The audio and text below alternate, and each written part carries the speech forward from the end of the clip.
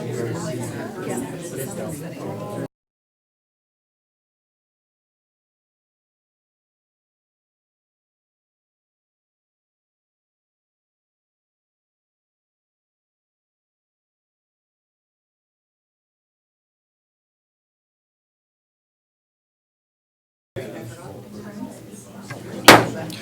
evening and welcome to the Committee of the Whole meeting for September 11th, 2019. And we are starting the meeting at 7:06. This is the public portion. At this time, I'd like to confirm the agenda. Are there any emergent items from any of the councillors tonight?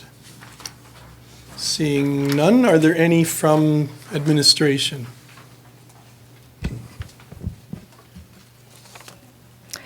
No urgent items, Your Worship, but I do have a couple of amendments to the in-camera portion of the meeting. There was an addition. Item 8.1 is changing to an item pertaining to FOIP Section 24. And then also we'll be adding item 8.3, item pertaining to FOIP Section 24. Sorry, that was 8.4. Thank you, Jen. Councillor Corbeil. I confirm the agenda is amended. Thank you. You've all heard the motion. All in favor? And the motion is carried. Which brings us to our first delegation, the WID group. So I just have a little preamble before we have a presentation for WID. WID, as everyone knows, many people know in the community, is celebrating its 75th anniversary this year. And the WID brings irrigation to over 96,000 acres of water to 12,000 people in 4 communities. They have a rich history that goes back to when Canada agreed to grant arable farmland to the CPR in payment for the railroad stretching from east to west coasts. CPR began to build canals, and in 1905 it was first filled. And after the economic collapse of 1929, the CPR decided that it would divest itself of the 2 irrigation districts, and on May 1st, 1944, the WID was formed and actually gained, in a way, its independence. But we celebrate and we congratulate the WID for 75 years of bringing water to farmers and communities in this area, and we wish you many more years of success as a group. And we look forward to future partnerships as we work together. So congratulations. And David, would you or any of your board like to come forward and say a few words before we make the presentation? Do you have anything you'd like to? You're good? You're okay? Then at this time, we'd like to call forward. There's too many events, just be you and them. No, I'd like to have all of council come up with the WID to share in the congratulations and presentation of this plaque for your 75th anniversary this year.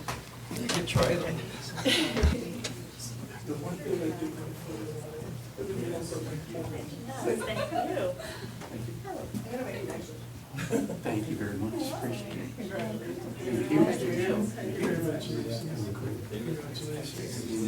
Thank you. Thank you. Thank you. Congratulations.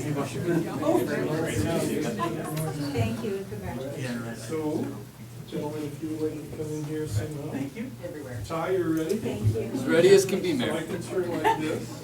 Your worship. He really likes that. All right. Squish in just a little bit. Get nice and cozy. What are you Well- stepping on? Careful. What is that? Somebody's okay. You ready? 1, 2, 3. All right, one more. 1, 2, 3. Good smiles. Congratulations, gentlemen. Thank you very much. Appreciate it. Thank you, gentlemen.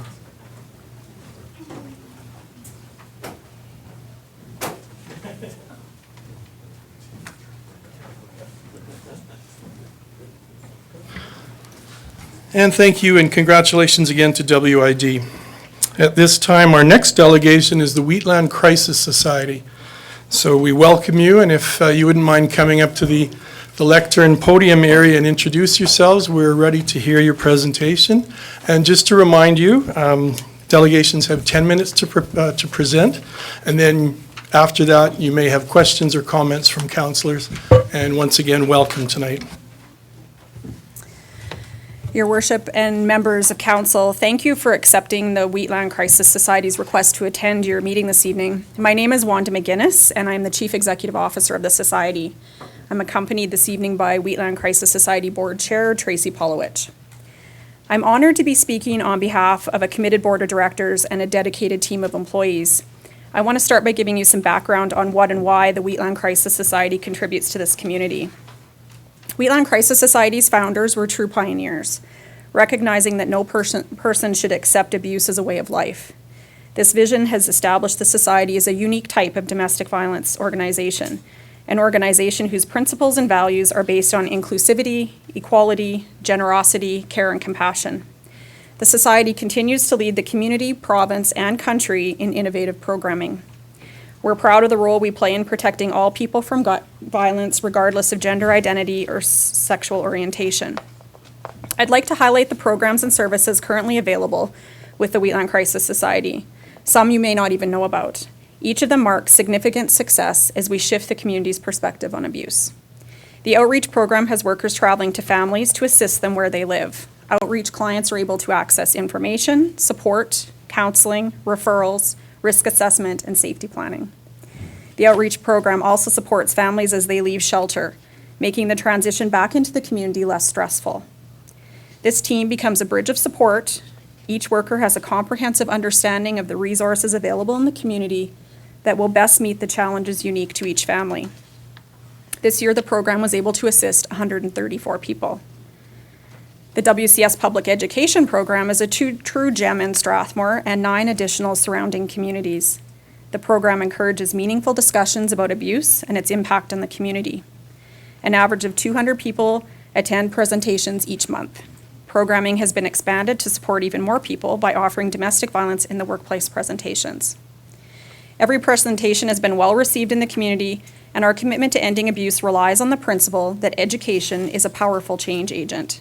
Through education, we're able to ignite conversation and inspire solidarity. This is a big step toward eliminating abuse in small communities. It goes without saying that some of the hardest but most rewarding work we do is with children. Children carry the pain of what they witness like heavy luggage. Too much to bear, but impossible to leave behind. During the last year, the child care program supported 132 children in therapeutic play. Nearly 4,400 hours were spent engaged in activities. To make a truly meaningful difference in the lives of children, the program has evolved. Staff invite parents into play, modeling and supporting the interactions between parents and children, encouraging both to focus on the connecting moments that heal each other. Our work with children includes intentional programming focused on meeting the child's needs first. Programs are designed to provide structure, reduce stress, limit difficulties with transition, and increase engagement and support healthy attachment. This work is supported by specialized counselors available to families who reside in shelter. The Early Intervention Program helped 218 families develop supportive parenting strategies and secure attachment opportunities. Children are supported as they learn about and develop safety plans. The Children's Outreach Program works with children when they display significant signs of trauma as a result of exposure to abuse. These children have difficulty adjusting to the demands placed on them. Their brain development is impaired and is often compared to the same brain trauma experienced by soldiers who've been in combat. The work done with these children exceeds what can be done during a 21-day shelter stay. The work is long-term and requires significant commitment by both parents. This year, 42 children were able to access this life-changing support. The goal of the program is to improve a child's ability to meet developmental markers and nurture behaviors that will contribute to long-term success. These programs create so much hope in the community. I could go on with stories of bravery and resiliency, but I want to spend some time sharing issues that worry us and ultimately motivate us and have brought us here to speak to you tonight.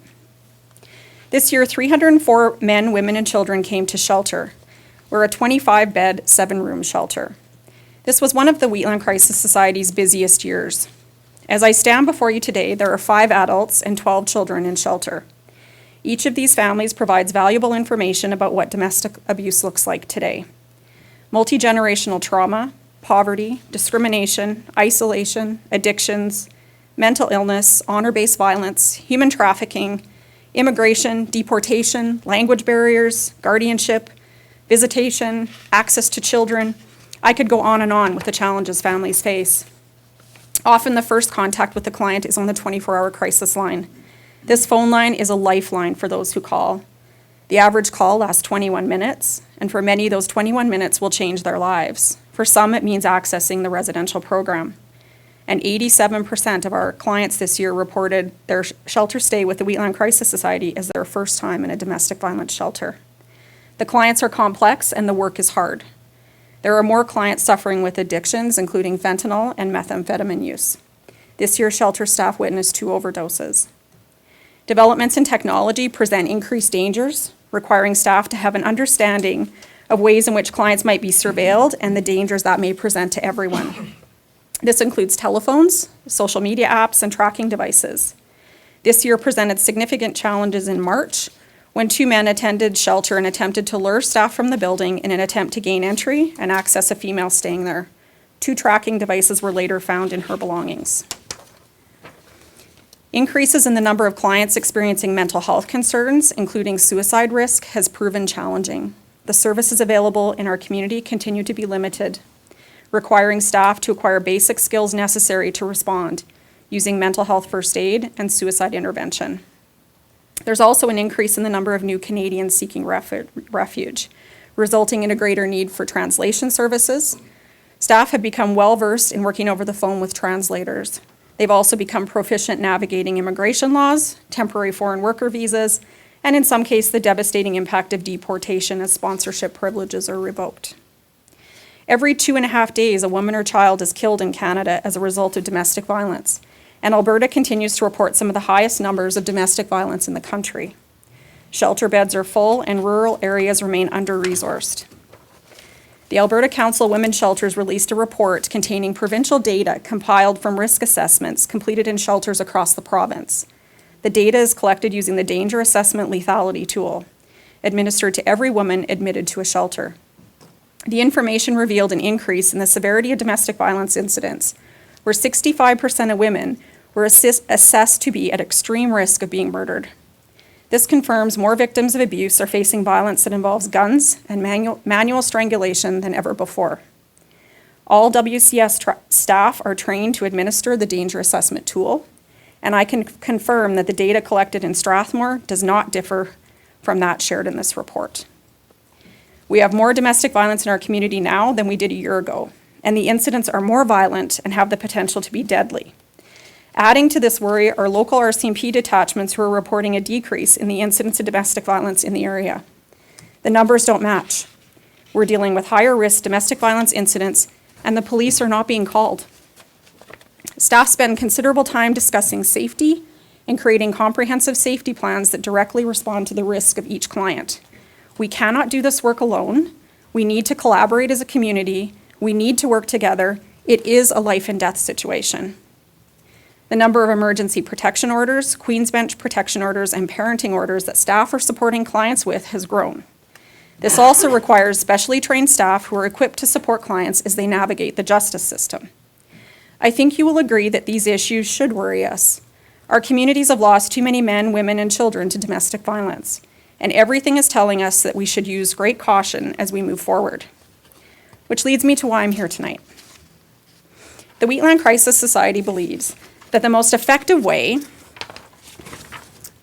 to support high-risk, complex families is to extend programming to include a second stage shelter where families can stay longer, be safer, and continue to build the skills necessary to live independently.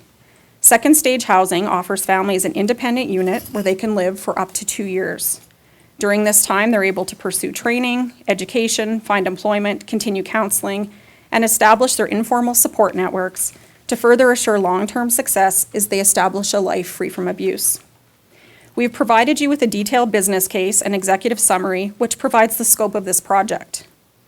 The Wheatland Crisis Society began a needs assessment exploring the feasibility of a second stage shelter in 2017 as part of our ongoing commitment to a safe and secure community without abuse. The data has revealed families would access a safer, more supportive housing option if it were available in the community.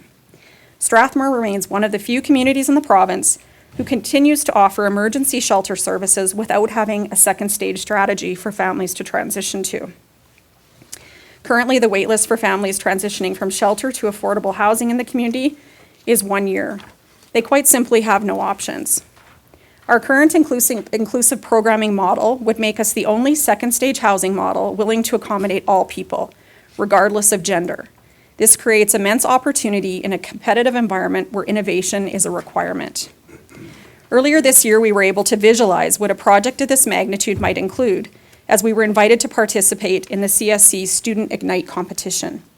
This was a very exciting opportunity where we were able to share our vision for a second stage housing project, where students from Sept and Mount Royal University competed to draft designs based on our vision of a multi-purpose housing complex in this community.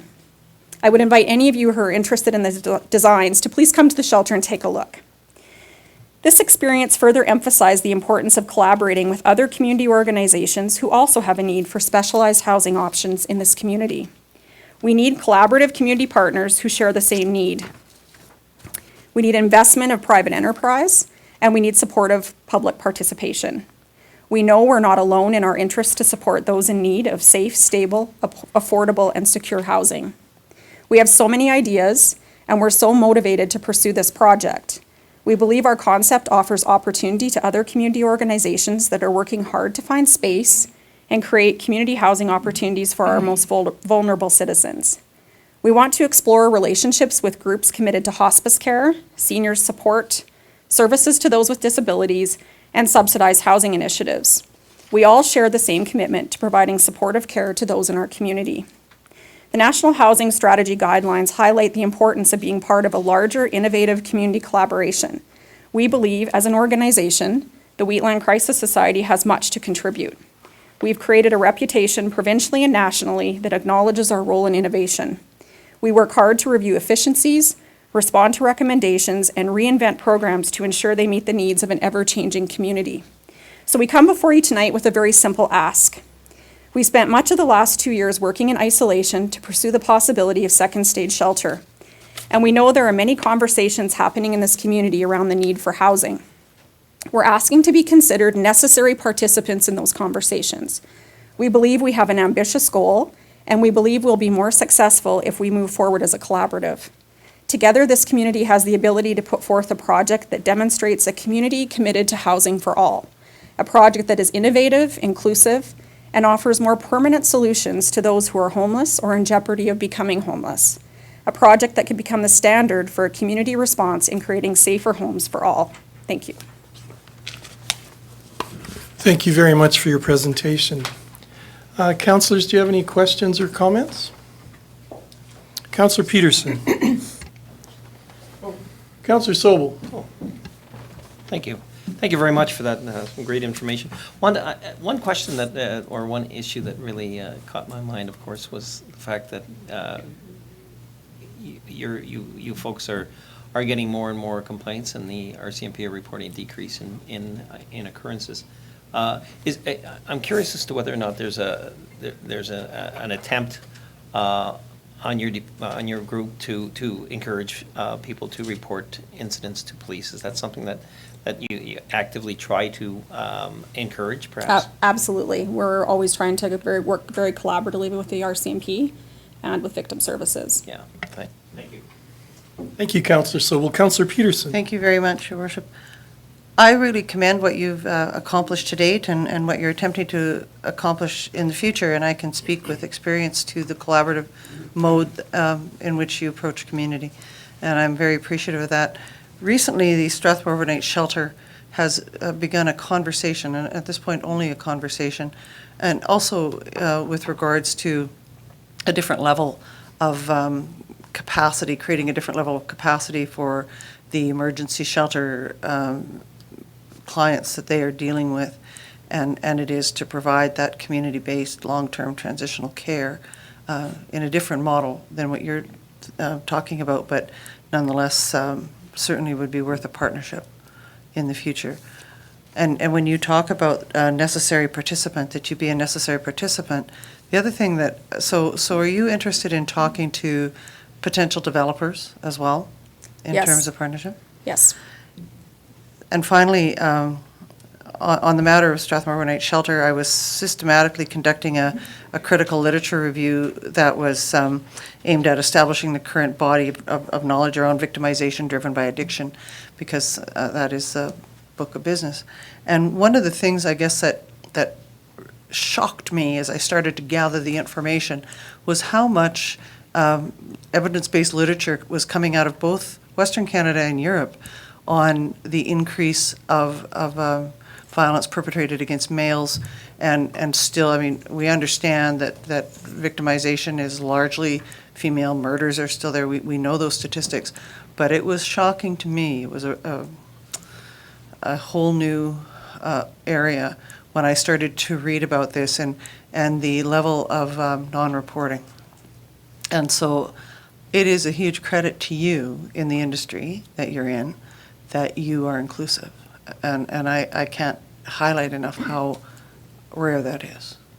And I think you are leading edge, and I think that's something when I look at the research, and really it's only been since 2018, some from 2016, but it is rampant, what the amount of literature that's coming out now. Yes, thank you for your comments, and I think that I don't know that the founders of the shelter could have imagined the impact they would have on the lives of so many. And we stand behind the work we do with men and other marginalized populations. We believe it's vital, and it truly is, it's an obligation.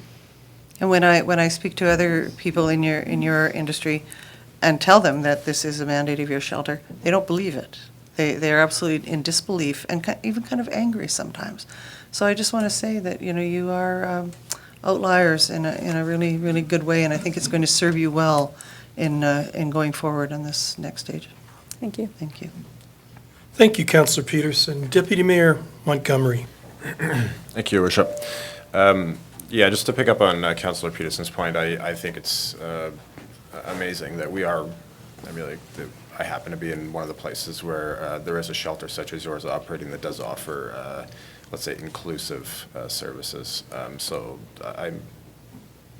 that's something I think that we should be proud of. I thank you for the business case. I think you do a good job of detailing the need and then also a good job of providing solutions. I'm just wondering when, or like, do you have an idea when you'll have kind of estimates as far as like kind of capital estimates or operating costs that we can be looking at? We don't. At this point, I think we were hoping we could engage in some conversations so we could fully appreciate what the scope of the project might be. The more organizations we can incorporate into the vision, I think the more economical we can build this. Mm-hmm. So I'm going to default. Do you have anything to add? Yeah, it really does depend, like Wanda's saying, on what that model looks like. And we want to explore various models, and a big reason behind exploring partnerships and collaboration is for us to be able to develop a sustainable model. We know that government funding is not going to be here forever, and we are very fortunate with the amount of government funding that we do receive. We'd like to develop this model as a self-sustaining operating model if possible. So that will require some creative thinking and collaboration. As far as like getting the ball rolling, what is your next step? Well, we had a meeting with Mayor Fuel a few months ago, and he generated some good ideas of, starting points. We ourselves have tossed around the idea of having an idea incubator type session where we invite partners or potential partners to join us in that conversation and generate ideas and brainstorm, where this could go, and hopefully attract even more partners or potential partners to the table that we can have that conversation with. Okay. Thank you very much again for everything that you guys do, and just so you know, I will be speaking to your needs in any instances I can to push your cause. So thank you. Thank you, and that's a great way that you can help. Thank you. Thank you, Deputy Mayor Montgomery. Councillor Cox. Thank you, Your Worship. Hi, Tracy. I just want to know, Jason asked the question, but have you spoken to anyone? Have you had any conversations? Is there partnerships brewing yet? Yeah, we've had a few conversations, very informal, and nothing concrete. One of our objectives was to get the business case completed, so that has just been recently done. So now we feel like we are ready to kind of get out there and start gathering names and interested parties. And you're frankly our first stop. Okay, thanks. Thank you, Councillor Cox. Councillor Bauer. Thank you, Your Worship. I just want to say how impressed I am, not only with the innovation and collaboration that you bring with us today, but with the time that you have allowed yourselves as a group to do things to the very best of your ability in our community. And you really are. You're affecting so many women, children, men, and people of different genders. What I'm so thrilled with is that you would partner with the Student Ignite competition and start to develop these models that allow you to see your space in so many different ways. And so I would almost like to just ask you a little bit about that and about how that changed. Perhaps because you've mentioned that other communities have second stage housing, and so you know what the traditional model looks like. Could you speak with how this is going to be more innovative and non-traditional? The fact that you have included those students in the process, and what were some of the takeaways that you learned from that? So traditional second stage shelters are very self-contained apartment-style buildings with security systems that protect the families that are in that shelter, and they exclude other opportunities. We're looking at a model that would incorporate second stage housing, potentially with our emergency shelter as well, so we can best effectively use our current staffing model. But also then build in possibly some for-market units where that would obviously offset some of the costs of some of the other portions of the building. A for-market daycare, we're looking at some commercial possible spaces that could duplicate as employment opportunities or job training opportunities for clients who are living in second stage.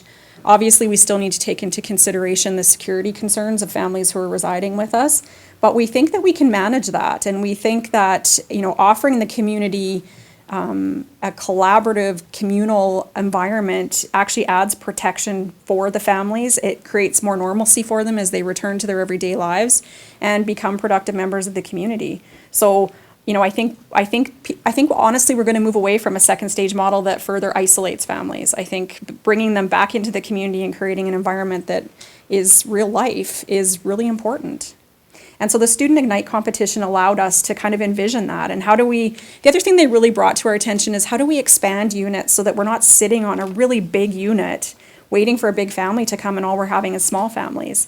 And so how do we add bedrooms to units? How do we take bedrooms away and add them to a different unit? So there was some really creative things there that allowed us to be innovators and maximize use of the entire facility. So that's really exciting. Thank you so much, Wanda. I'm excited that you've included us in this process, and thank you for both being here today. Thank you for the opportunity. Thank you, Councillor Bauer. Councillor Corbeil. Thank you, Worship. And thank you for your presentation. The numbers really were staggering to me anyway, and I really can see the value of you guys in this community. My question is, was there anything that you were expecting us to do? Like you were talking about wanting to sit at tables and collaborating with groups and stuff. Are you coming here, was there anything that you were expecting us to maybe help with in that regard? Well, I'm hoping that you become the center for all people who are looking for these kind of opportunities, or at least you probably are the filtering spot for everyone who's thinking of establishing a collaborative, or who has housing needs, or who's starting to have these conversations. We really do work in a silo, and so I don't always know what all of the conversations are that are happening in the community. So when we met with Mayor Fuel, we had quite simply just wanted to have our name out there as someone who is willing to collaborate, who's really eager to collaborate, and who is motivated to do a lot of the work here, and we have lots of vision. So I think we're just really leaning on your knowledge and expertise about who else in the community shares this place that we're in, where they want to develop a housing strategy that supports vulnerable people in our community. Because we don't have that. No, I just that want to make sure Rolodex. that you got what you were looking for. So Yes, thank you. Thanks, Councillor Corbeil. Councillor Cox. Thank you, Your Worship. I just have a question too for administration, and then back to you guys. Were you sent the package via email? Could we get a copy via email? We do have it. It's on it. We do have it? We didn't send it, but we can send it again. Well, I think I have it at home because I've read it, but I'm not sure if I read the paper copy or if I read the email copy. It's in our package, I'm pretty sure. Okay. We scanned it for you. Okay.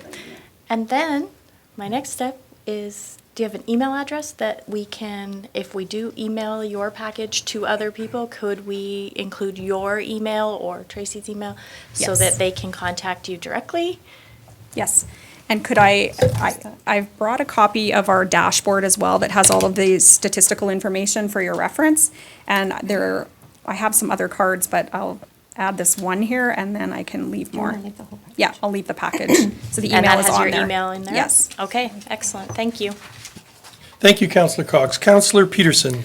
Thank you, Ms. McGinnis. One of the things that Councillor Cox and I sit on, Wheatland Housing, is definitely one of those necessary partnerships that you talk about.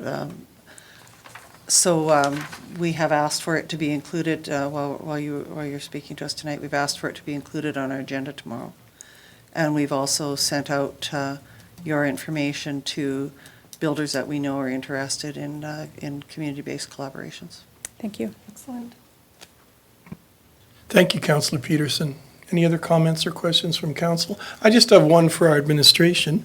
Mr. Thackeray, would it be beneficial for someone in, say, planning or development to meet with these ladies as far as possible more insights that could be given to them in their moves forward? Is that something that would be of benefit to them? Could I just confirm, so we certainly could support that. And we certainly, Ryan and I could connect with you folks, and we could, do you want to speak to this further, Ryan? Yes, yeah, Your Worship. Sorry, I have no mic, so I'll be loud.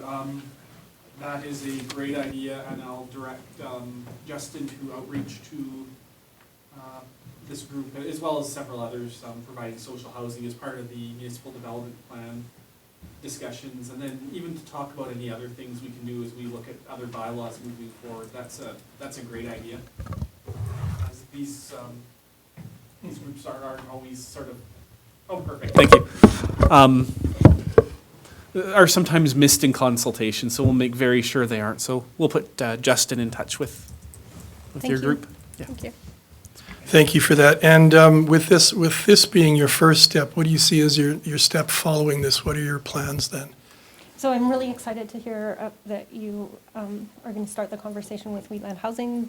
That is one organization that we have on our sort of radar for a reach out to invite to the table for conversation. And then we've got a number of other, you had given us some ideas at our meeting, and we've of course thought of others in the community. So. Okay, well, thank you very much for being here and presenting. And hopefully you'll be able to touch base with our town department. And then we'll look to meet with you again, and hopefully we can start this process going. Thank you. We definitely see that there's a need for this, and this town has a lot of needs in a lot of different areas, but we appreciate that this is a major one. Thank you. Thank you. Thank And you. thank you for all your time in these projects you've done so much to support families in the community. Thank you. Which brings us to item 3.3, the Strathmore and Wheatland County Christmas Hamper Society. And I believe we have a delegation tonight. Delegation being myself, but my sidekick, Connie Stone. Well, welcome. And if you wouldn't mind introducing yourself? My name is Craig Stone. I'm the chairman of the Strathmore and Wheatland County Christmas Hamper. I usually have my main sidekick, Jean Boothfer, with me. She's my secretary, but unfortunately Jean's had some health issues and is still trying to get over those, but is doing quite well and hopefully will be back on cue with me in a couple of weeks. So, good evening, all councillors and your worship. I'll give you the presentation of 2018 and Christmas hamper campaign, and also then answer all your questions to the best of my ability, because Jean would usually back me up on a lot of that, but I did bring a pile of paperwork. The original concept in First Christmas Hamper was born by the Happy Gang group back in 1981. The idea grew rapidly, and in 1985, the Strathmore Christmas Hamper Society was formed. Over the 38 years, there have been many changes, but the most prominent one is the large increases for the need of hampers. Even back to 2012, the hampers total were in the range of about 185. Now we're facing 245. But also a name change was incorporated to being the Strathmore and Wheatland County Christmas Hamper Society. Our mission is to provide a reasonable package of food, toys, and clothing to all that qualify during the Christmas season. Our vision is to alleviate the pressures of the Christmas season by distributing a Christmas hamper that supports an extended period of time. The Society has three distinct divisions: the screening, toys, and food divisions. Screening, they receive and interview every caller to a set of approved guidelines. Just to interject on the guidelines, we have, as of Monday, have now set our guidelines to be exactly like the Wheatland Food Bank, which also coordinate to the Calgary Food Bank. So we're all on the same page. All information is gathered and kept strictly confidential, and the approved clients are put into the proper position for hamper size. Our toys, a gift bag is put together for each child according to their age of the qualifying family. They built a total of 272 bags of toys last year. There was 139 bags for boys and 133 for the girls. The bags consisted of clothing, hygiene products, and toys at a value of $140 per bag, or approximately $38,000. Our food list consists of all sorts of dry goods and fresh products. The items are supplied by donations from schools, churches, businesses, and individuals, and they're picked up by a bunch of our volunteers. The grocery list is also filled up by direct purchases from local grocers, Sobeys, who does a wonderful job with me on trying to make it a reasonable package of health, and the amounts that they give us is incredible.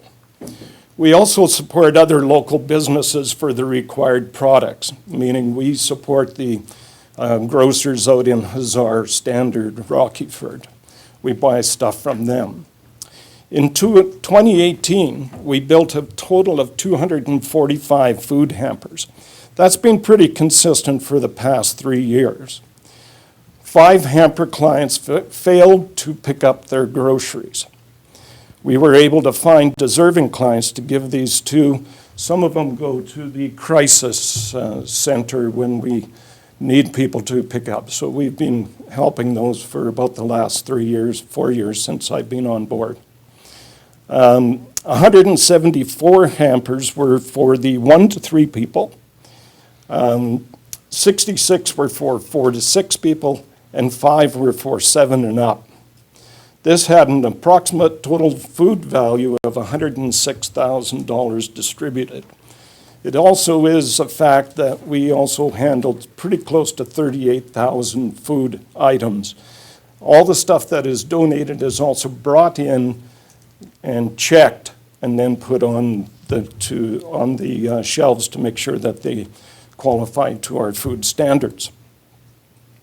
The breakdown of the 245 approved 2018 clients was 185 families from Strathmore and 60 from the rural county of Wheatland. It was observed that 54 clients of the 1 to 3 group were actually single people, a trend that has been increasing yearly. So a decision was made, and we approved it on Monday night, to change our family sizes to 1 to 2 people, 3 to 5, and 6 and up.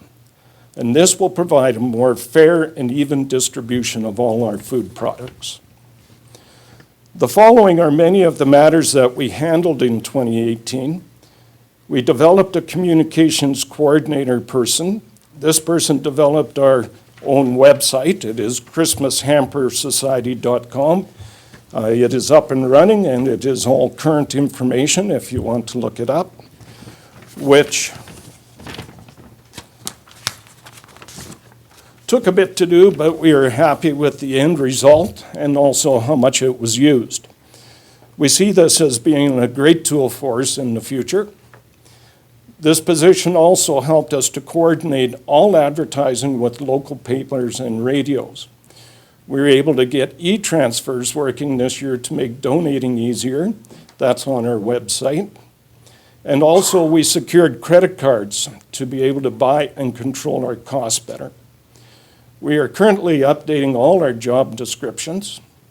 A stronger relationship has been developed with the Wheatland County Food Bank. That's something that I really strived to put together for the past 3 years, and it's now working very well. So at the end of the year, a lot of food is left over because you can only put so much into a hamper. It now goes to our toys department, and in that department, it's stored with a list that goes to the food bank.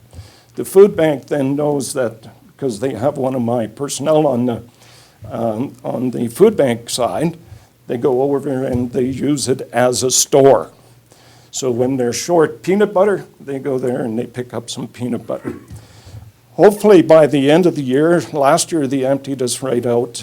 This year there may be a few rolls of toilet paper products and stuff left over. So the relationship that we have with them has really grown and become quite strong. We're also starting to add more products to our overall packing list, i.e. the ketchup, mustard, and relish instead of Jell-O. A few other little items that have absolutely no value to health, so we're trying to make things better. Our working capital account, it stands currently at $29,000. We also have a reserve fund for protection against deficiencies and emergencies, and a credit card protection fund required by our banking system. One realization on our cash flow is that a lot of our donators wait until the campaign is finished to see how their tax year is going before they donate to us.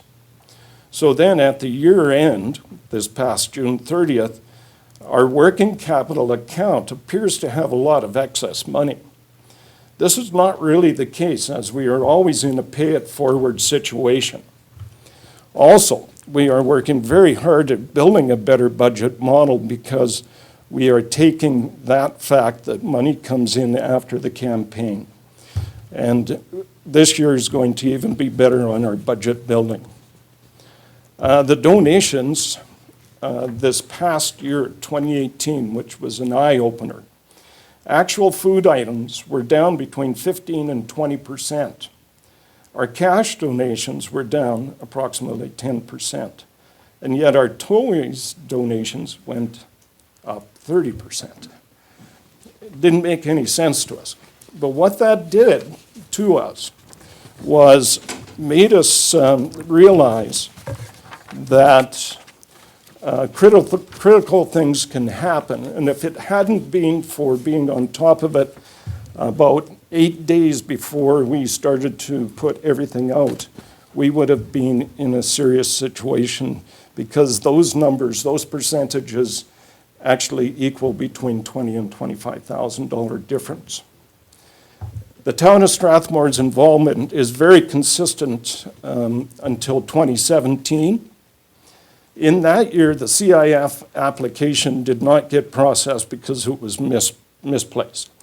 We don't know if we missed it, who missed it. It just didn't show up. The 2018 application was filed with you, but was not approved because it did not fit the criteria of the CIF application. This presentation is to provide you, council, with the information required to make a decision on how the town can get back to supporting this very important cause.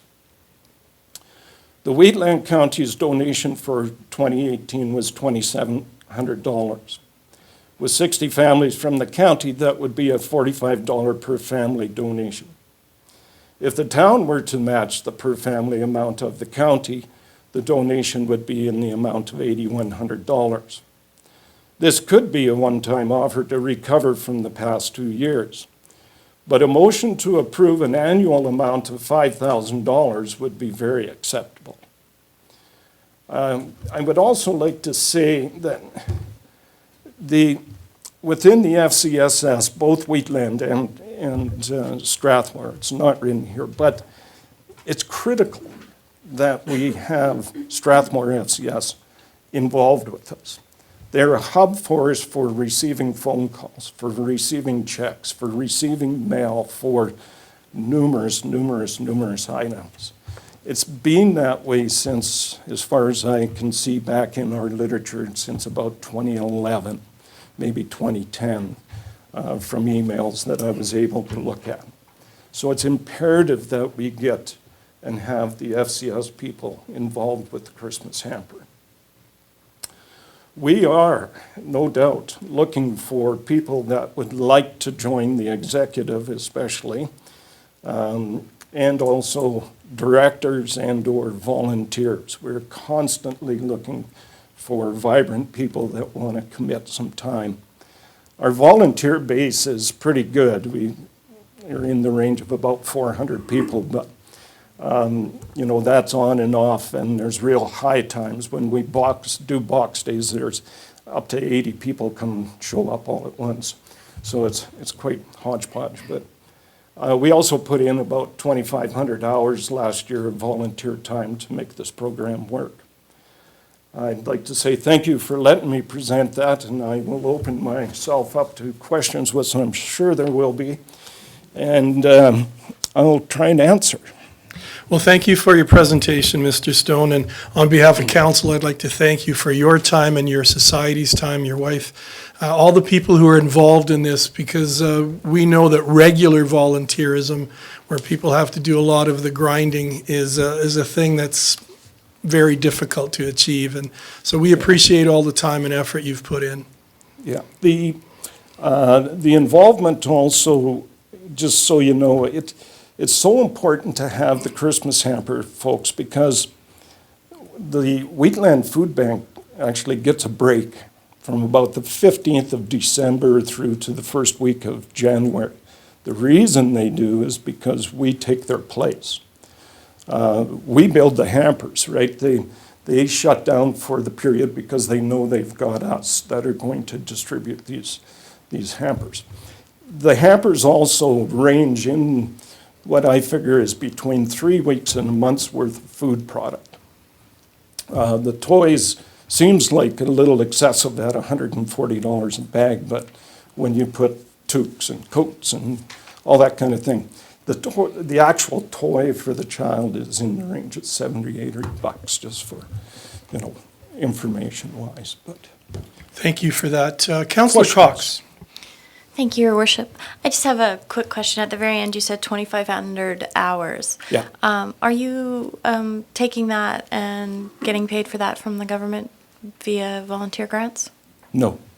That is all strictly hours that have been accounted for through our volunteer process. We have people come in and sign in and sign out, and there's no money transferred whatsoever. No, but I'm wondering if you could take advantage of that. I'm not clear, but I do know that there are grants from the Alberta government that will pay you, your society, for your volunteer hours.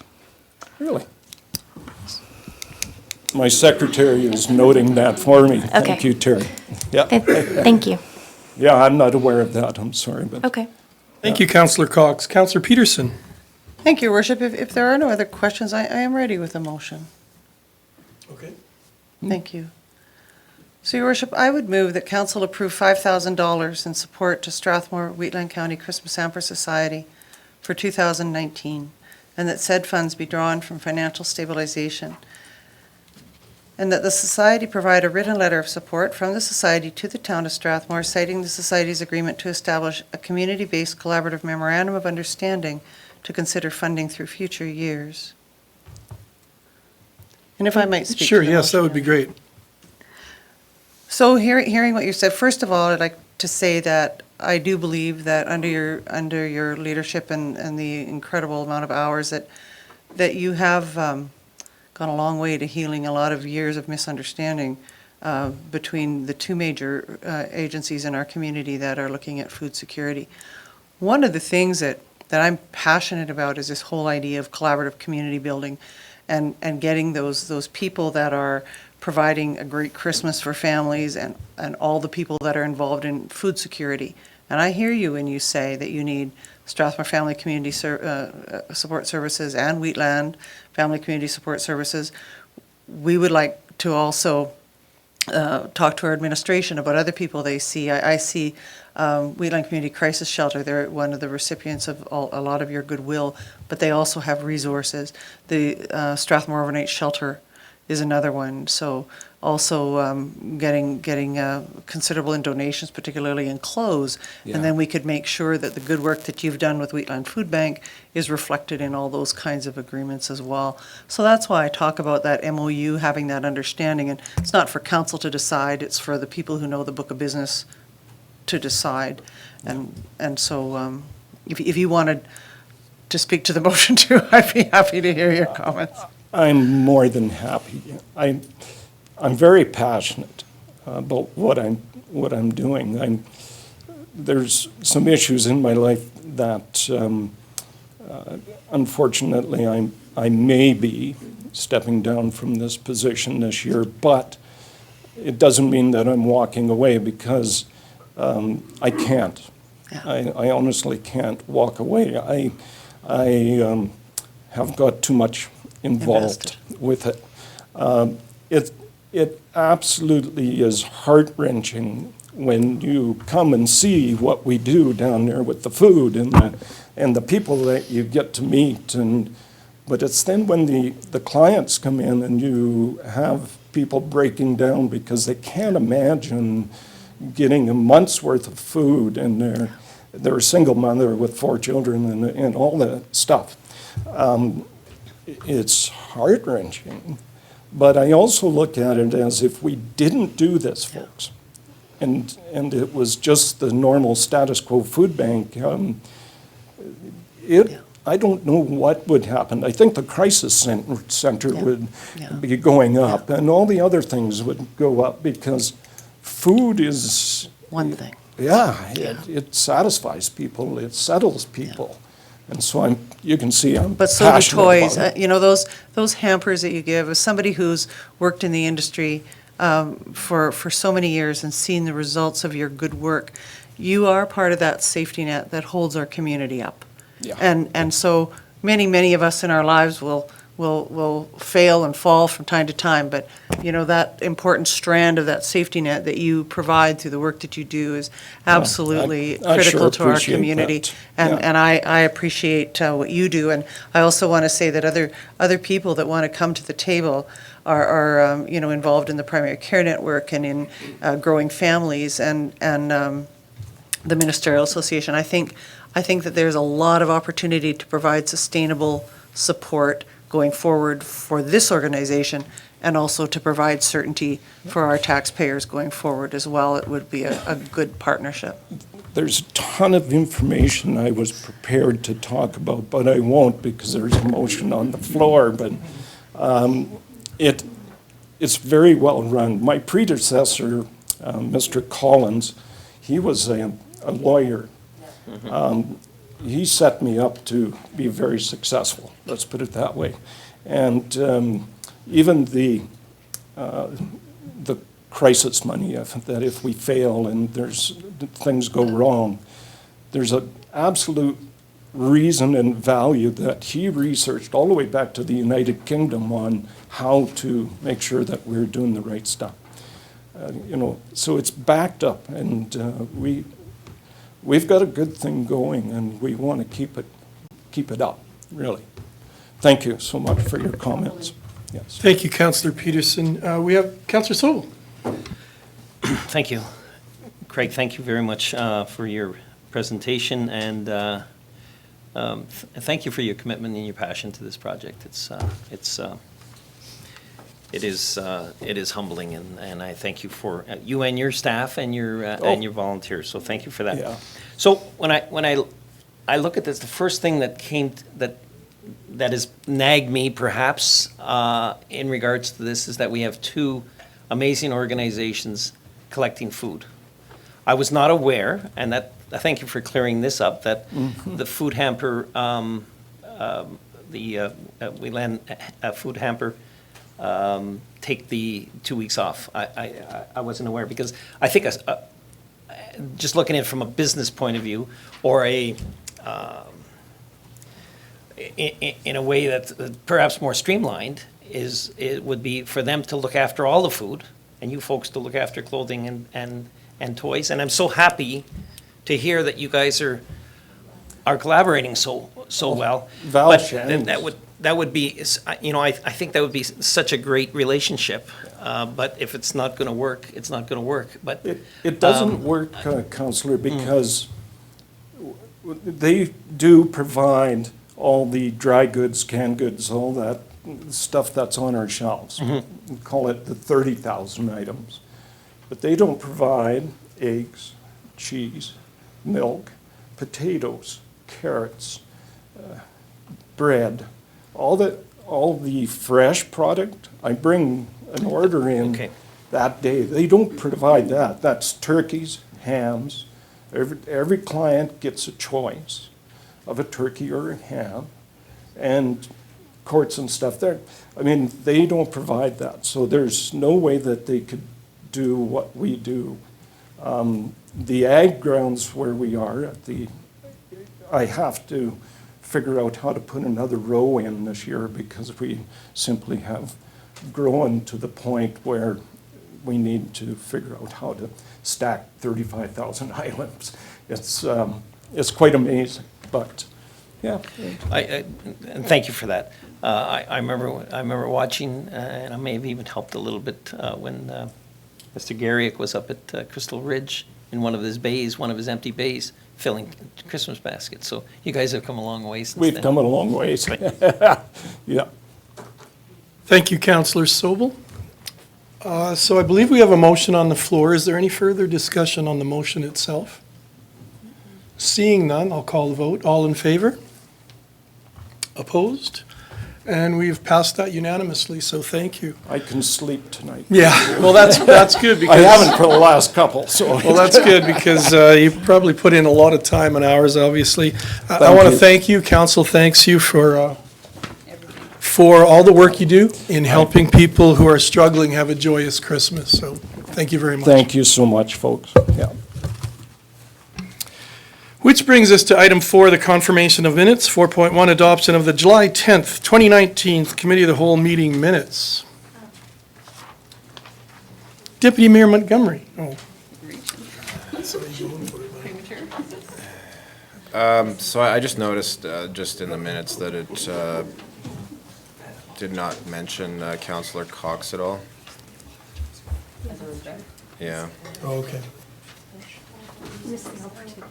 Jennifer, can we get the regrets as far as Councillor Cox? So that'll be the, an amendment to the Deputy Mayor Montgomery. Thanks, and I'll move the minutes from that meeting as amended. Thank you very much. We've got a motion on the floor concerning the July 10th, 2019 Committee of the Whole meeting minutes. All in favor? Motion is carried. And that brings us to a motion to go into Committee of the Whole. Thank you, Councillor Bauer. I move to go into Committee of the Whole. Thank you. We have a motion to go into Committee of the Whole at 8:05 PM. All in favor? And that's passed, and we are in Committee of the Whole now at 8:05. And for the people who are in the audience or watching from home in our at-home version, the Committee of the Whole is a meeting where it's a little more informal and it's a lot of presentation of information, things coming that would give council some information to deal with and get preparation for future meetings. I believe we have no unfinished business from Committee of the Whole.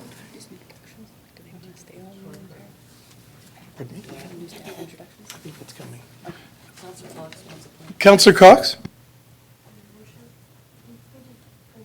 Point of privilege, Councillor Cox? 2-minute absence. Okay, thank you. We have a 2-minute absence for Councillor Cox. And that brings us to items from administration. 6.1, the Terry Fox Run, which is found on page 11 of your exciting brochure. And Lauren McGugan is coming forward. Thank you, Lauren, and welcome tonight.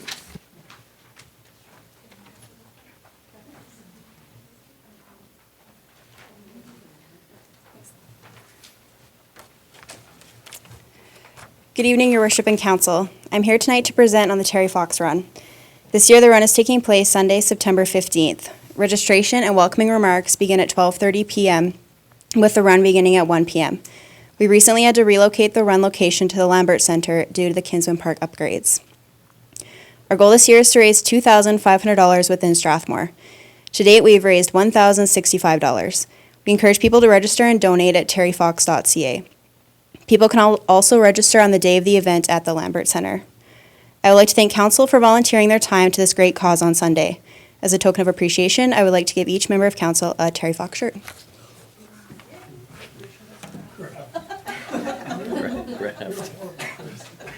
Thank you very much, Lauren, for your Thank you, Lauren. presentation, and thank you for coming bearing gifts.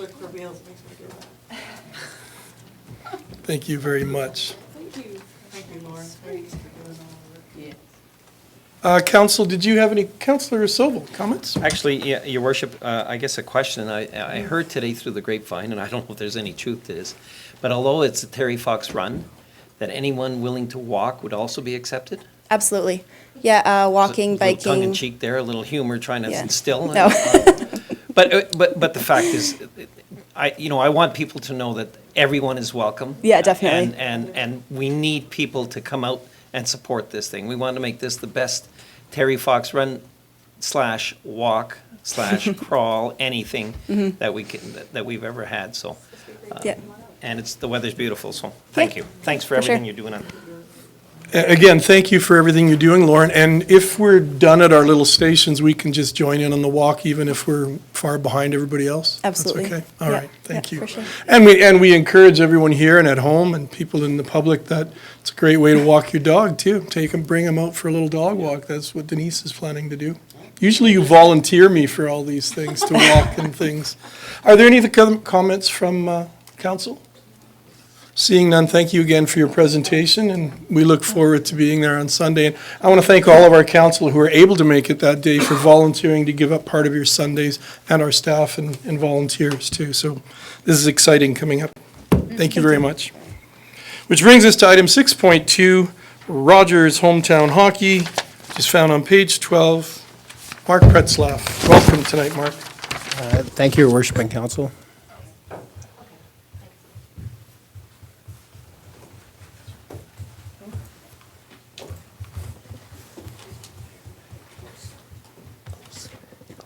Oh. I apologize, Your Worship, I'm technically challenged.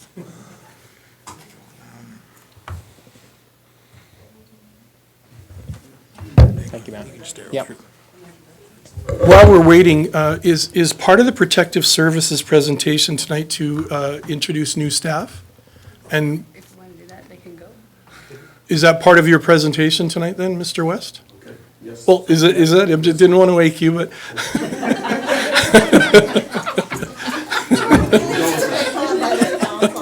I'm sorry, last week you were picked on too, I'm sorry. Well, anyway, thank you. We are ready to go. Mark, again, welcome to tonight. Thank you, Worship and Council. Holy, that's really loud. As you've indicated here, I'm here to speak about Rogers Hometown Hockey. This event is a nationwide event, and we're very fortunate to be considered as one of the host communities for 2019-2020.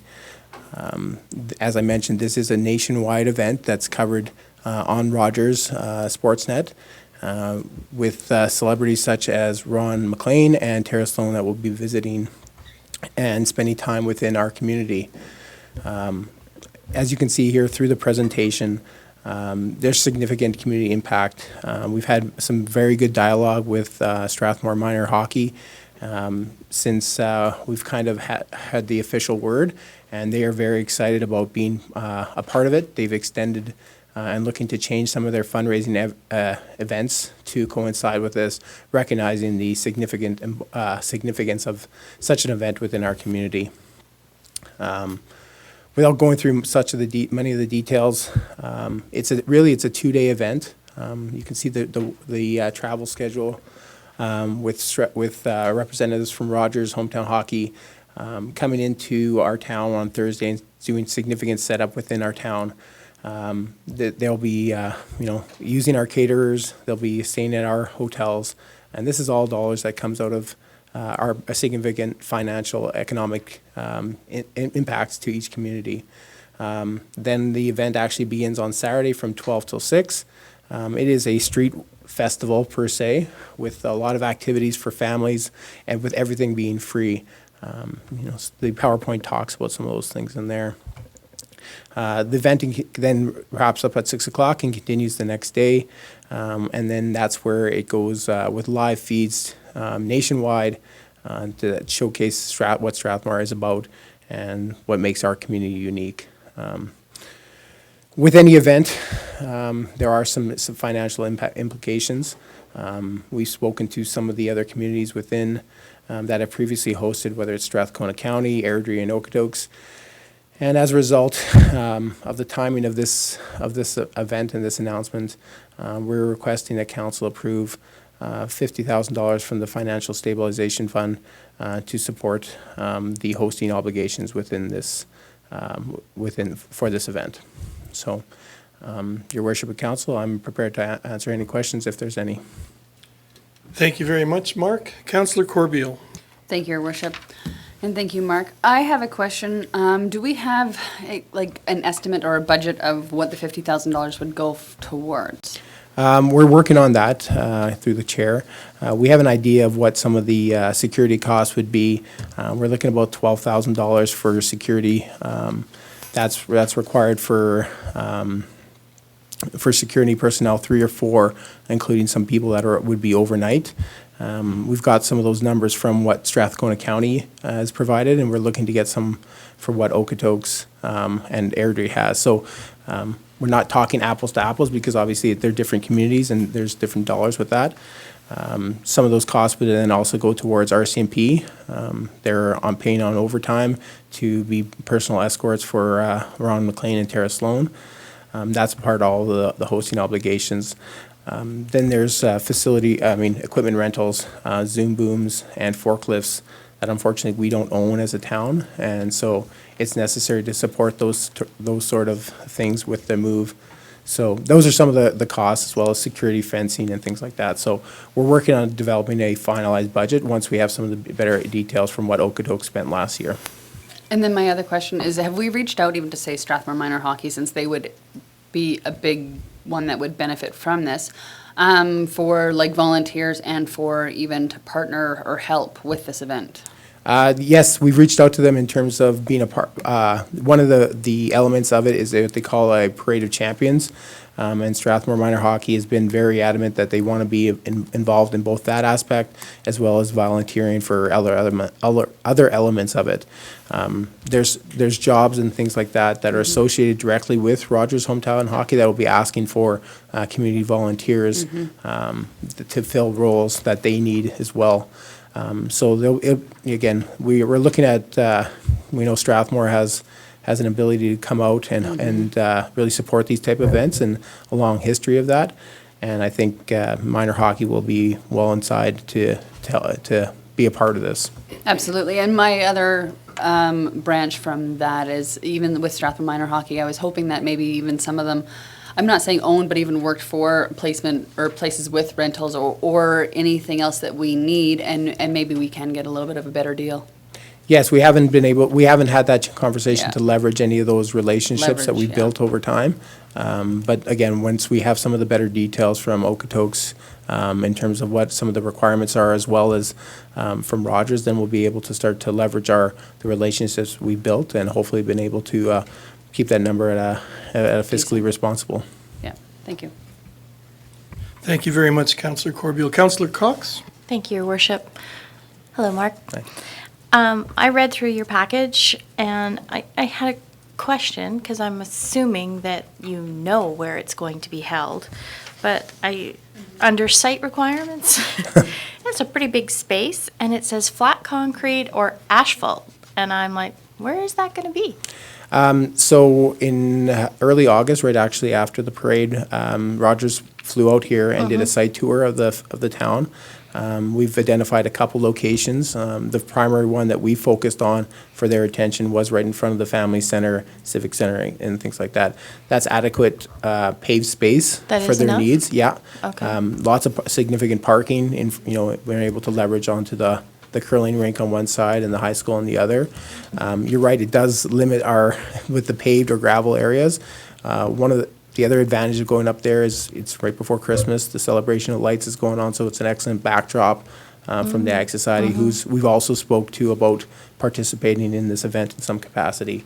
So that's our preference, but in speaking with Strathcona County, they gave them three different preferences and they went with a fourth alternative there. So the final site has not been determined yet by Rogers and ourselves.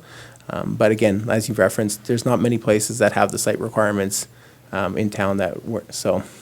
So they actually get the final say? Well, I think it's done in conjunction, but again, there are some limits to it, right? Like we can't do it in the Ag Society grounds because it's, exactly. Right. Okay, thank you. Thank you very much, Councillor Cox. Councillor Montbauer. Montbauer. That's new. Thank you, Your Worship.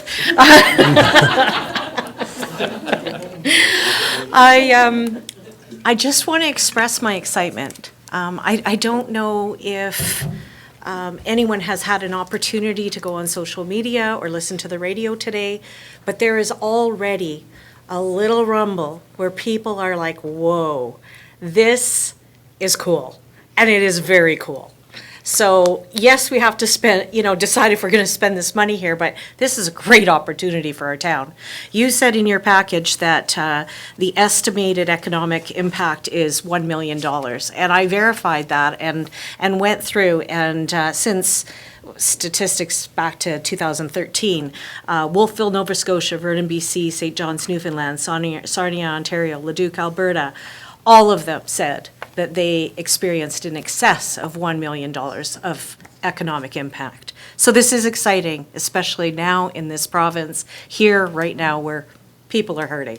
And we're going to fill those hotels, we're going to fill those restaurants. We have the opportunity to really enhance our downtown and, like you say, make connections to the celebration of lights, which we hear already brings in 25,000 people. So I'm excited about that. I also would like to ask you and ask your team if you would entertain hiring local contractors for a lot of this work, if possible. Because I know we have a security company, 403 Security, that does that express, and they have done it for Bruce Kleiber out at his barn, and he is so happy. So is there an opportunity to work with local contractors and hire local people for this? Yes, Councillor Bauer, through the chair, our intention would always be to shop locally as well. Whether we can do facility rentals through any, Lardin or anything like that. We haven't, again, because of the announcement, it's been embargoed. We haven't had the ability to go out there and start to entertain those conversations. But those places would be our first call. And then, do we have any forklifts or things within the fire department or any of our resource extended fire, like Wheatland County or any of them? Do they have these types of equipment that we can borrow to capitalize on what Councillor Corbio was saying and leverage what's in the community? Yes, we can definitely, within within operations or public works, we don't have the equipment, unfortunately, but we will definitely reach out to our friends at Wheatland County to see what we can borrow from them and see if they're willing to. Or global or something? Yeah, like I said, because of the embargo, we haven't had an opportunity to go out there and seek what's around town and what we can borrow or use. So those are those elements there that's still unknown, and that's why, when you're putting together a budget, you're somewhat guessing at what we can either leverage for free opportunities, or we can't sponsor any of these things, unfortunately, because it is a closed event that Rogers owns. But if we can sharpen our pencils anywhere, I know we will. Okay, so just to be clear, just through the chair, Mark, if I could please ask you, the $50,000 asked today, is that a maximum? And you're going to try and come under that, or is that the minimum? No, it's our belief that $50,000 will cover all our needs. But ultimately, if we can leverage relationships that we have, or partner with like our allies, like at Wheatland County, that would keep that number lower, then that is our intention. Well, I'd like to throw in an extra $100. I'd like one of those Roots red Milton jackets that Rod McLean's wearing on the website. I'll do it. I'll put some calls in. Thank you, Mark. Okay. Thank you, Councillor Bauer. Councillor Sobel. Thank you. This will be quick because most of what I wanted to ask has been asked, but I just want to be crystal clear on this $50,000. Is that going to, is that something that we have to guarantee that we have as a budget? Or are we writing a check to Hometown Hockey? No, there will be no checks to Hometown Hockey whatsoever. They come to our community and they bring in an influx of their crew, booking hotel rooms, spending money in our restaurants. Right. The $50,000 are all to rent equipment, to rent security fencing, to rent security personnel, to fulfill the requirements for hosting. To fulfill their requirements for Correct. hosting. So they don't care. I mean, if we had in-kind for everything, they don't care. Correct. Then Yeah, so one of the elements that we have to have is we have to provide them with office space. Yeah. Well, that's at no cost to us, Yeah. so. Yeah. Yeah, thank you, Mark. I feel better about this. It's good. And of course, further to what Councillor Corbeil said, I'm getting the impression, I guess, that this is going to get big very, very fast. It just seems like a big project. Yeah. I want to know if one, you guys are comfortable with this scenario. It's right around Christmas time as well. People are taking holidays, yada yada, and obviously I'm hoping that you're going to be welcoming volunteers. But as soon as you start dealing with that, it creates more work as supervisors, et cetera, are required. So I guess I'm looking for some assurance that you guys can handle this. And if not, what is it that this council can do to help? Through your worship, through the chair, we definitely feel we have the resources in-house to handle our side of it. We are going to be relying heavily on the community, and we're already seeing, as Councillor Bauer mentioned, excitement to be a part of this event. One of the things that will be coming before council in October is we'll be setting up a committee of council to work on this event, a one-time term committee that will have community volunteers, members of council, administration to set up, just like the 55 games or the centennial, to make sure that it's a community event and the resources are shared. Thank you very much. You're welcome. Thank you, Councillor Sobel. Councillor Peterson. Thank you, Your Worship. I really want to thank the work that the Recreation Department has done in the efforts of this, and I am ecstatic that our community stands to benefit significantly from this economic boon that you've brought to us. And Your Worship, I'm prepared to make a motion. Okay. Committee of the whole. All right, we'd have We're to at- yeah. rise and report then. I'm okay with Is that that. I would- correct, Jen? Is that, I would move to come out of Committee of the Whole, Your Worship. you've all heard the motion, all in favor? Opposed? Okay, Sorry, I'll vote for it. okay, thank you. Councillor Peterson, we're now in the public portion. Your Worship, I would move that council approve $50,000 from Financial Stabilization Reserve Fund for event security, equipment rentals, and other logistical elements associated with hosting Rogers Hometown Hockey in Strathmore in December 2019. Thank you for that motion. We now have a motion on the floor, so discussion from councillors, comments, questions? Councillor Corbeil. Thank you, Worship. That was actually just in relation to the committee. Would that be just town, or could that be anybody, or how is that going to be? I can't talk about that yet. No. Thank you, Councillor Corbeil. I imagine that's something that'll be discussed and created later on. Deputy Mayor Montgomery. Yeah, how much overtime is expected to be used on this endeavor, or regular staff time? I think because it's in December, it is traditionally a slower month for the recreation staff and department. Our goal is always to adjust hours so that we don't have to accumulate overtime for an event like this. Like I said, we're very fortunate that December is slightly slower than our other months versus January or something like that. So I can't put a figure on it. I think Okotoks or Airdrie brought their emergency management committee together. That's one example. Strathcona County, they did it in a different capacity. So, obviously we don't know what the logistical elements from a staffing department will be needed yet. But I anticipate overtime will be very minimal, just because of the hours. Most of the setup is done through Rogers themselves as opposed to through our town staff. And you don't have an estimate of the number of hours or a number of staff that will be needed to do this? Well, the hours of the primary hours are Saturday from 12 till 6. I mean in preparation for this, like leading up to it. Well, the hours that we put in forward to process the application were all done during our staff hours. So as the event gets closer, and that was one of the challenges that the other communities have indicated, that it's kind of like a slow burn, and right at the end, that's when we're going to have a lot of more information from Rogers about what their actual logistical needs will be from our staffing perspective. We know some of those ones, such as equipment rentals and office space.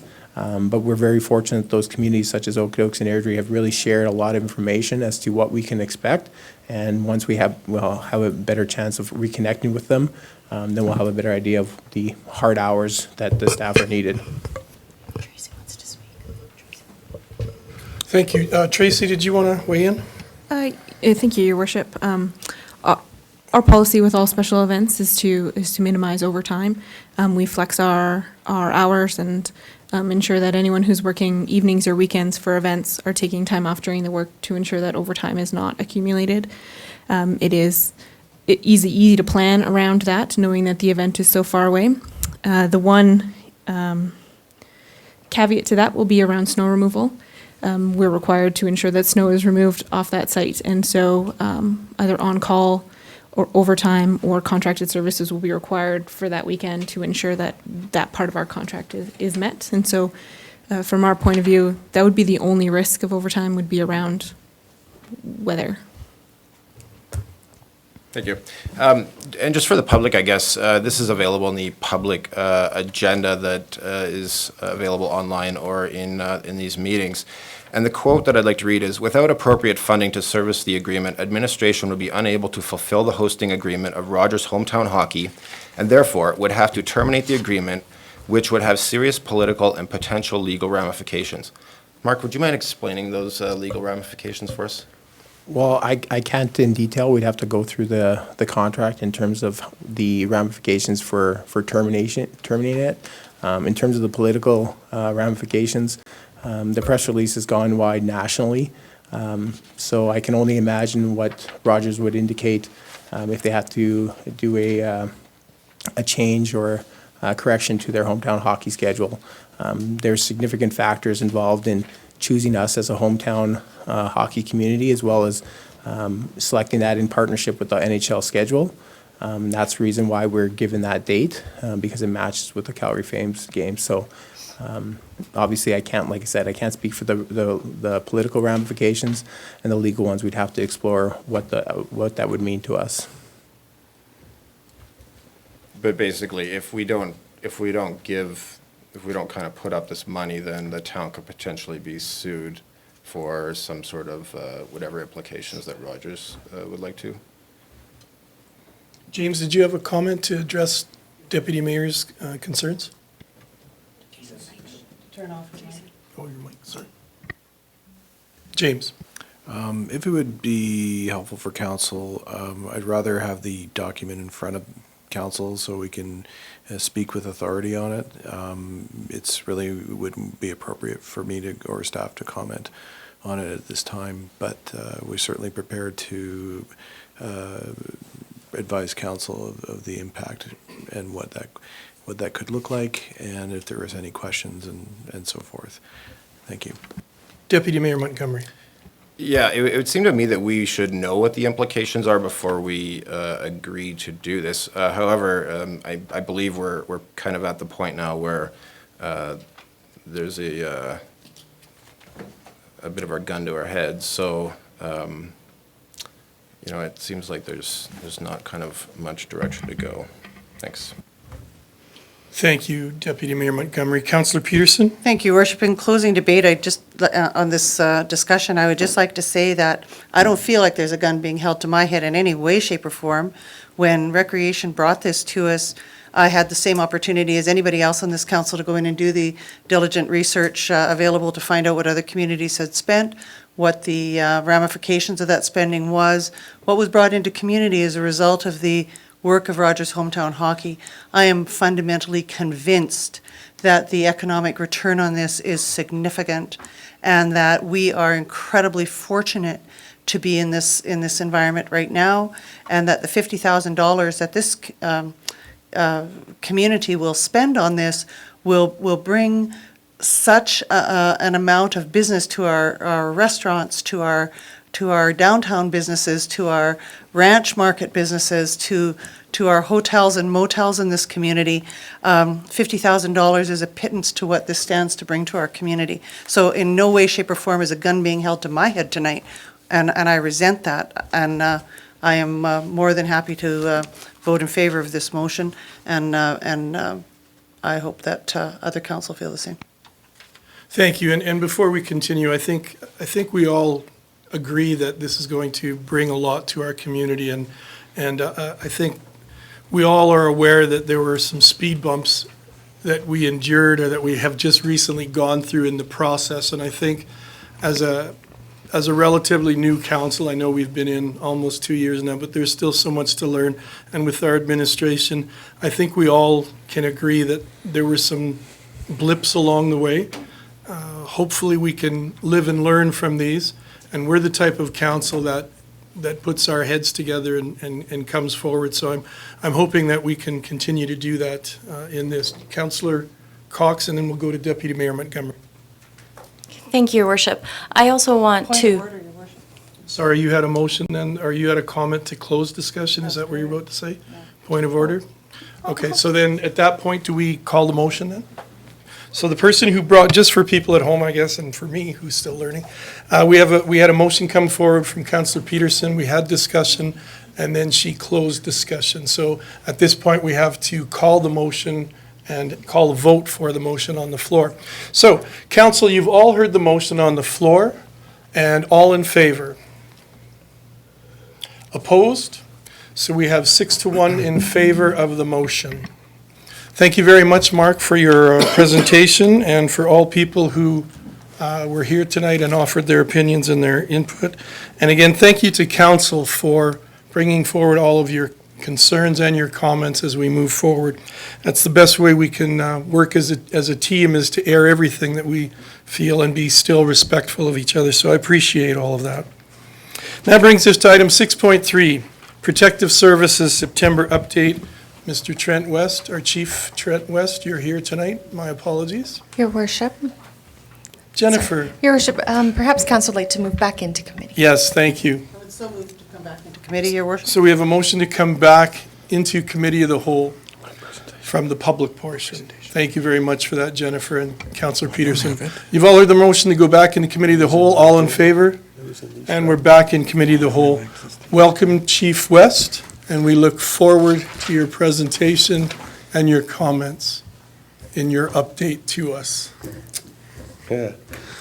Okay, so, Council, I apologize. There was a bit of a... Okay, I'm going to start with introductions, and I'll do a soft shoe after that while we wait for the presentation so that we can put what's in your package up on the TV. Tonight, it's my great privilege and honor to introduce two people that are new to Protective Services. Michelle, who is our bylaw enforcement and actually leading the, well, I'll say leading, the Cannabis Awareness Initiative and the information and working downtown with all of the businesses downtown.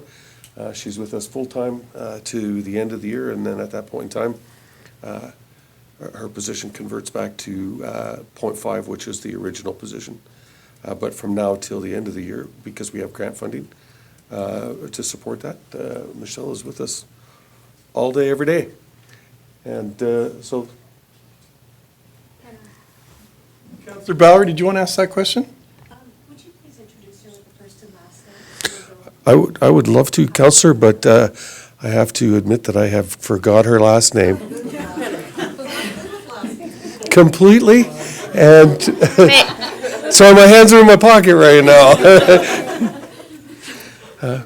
So, oh, it's Councillor Cox. I can't wait to get into October because holy smokes.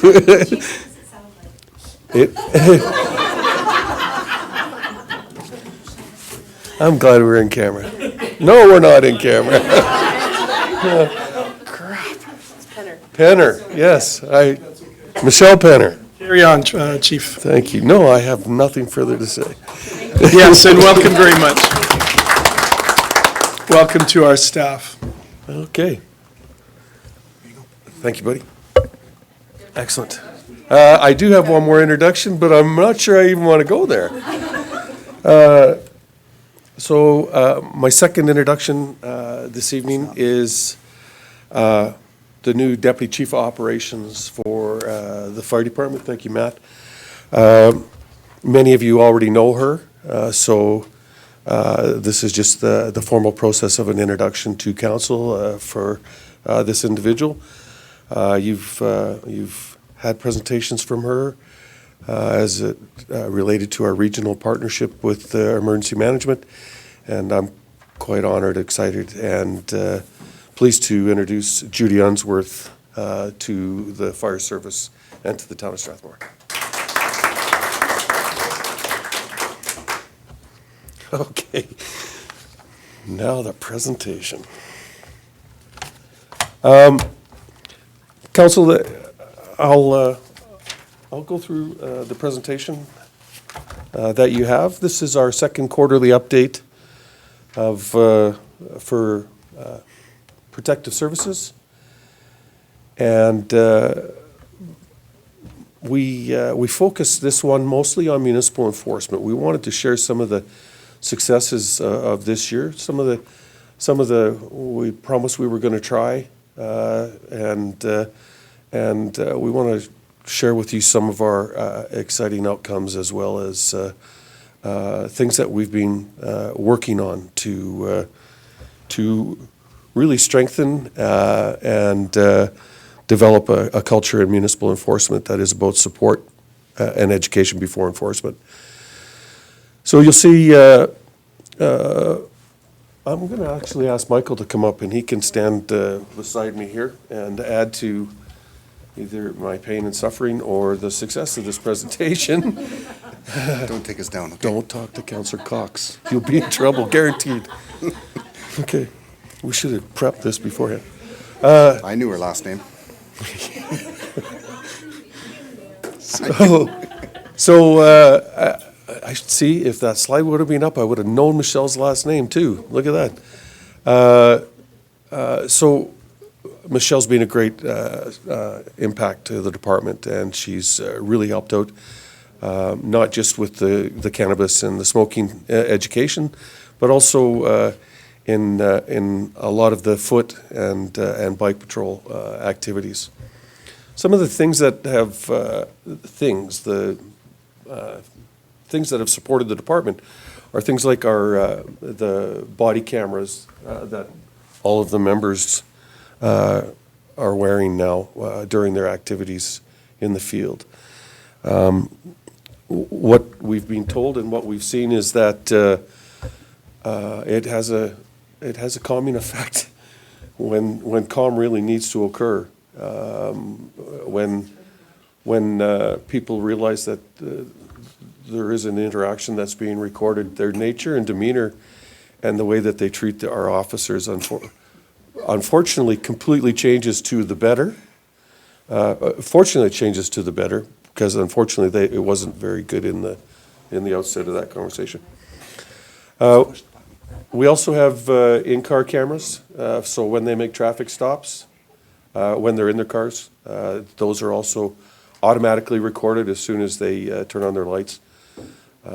So at any time that you as council may get a question asked of you or a comment, because not all of them are excellent about protective services.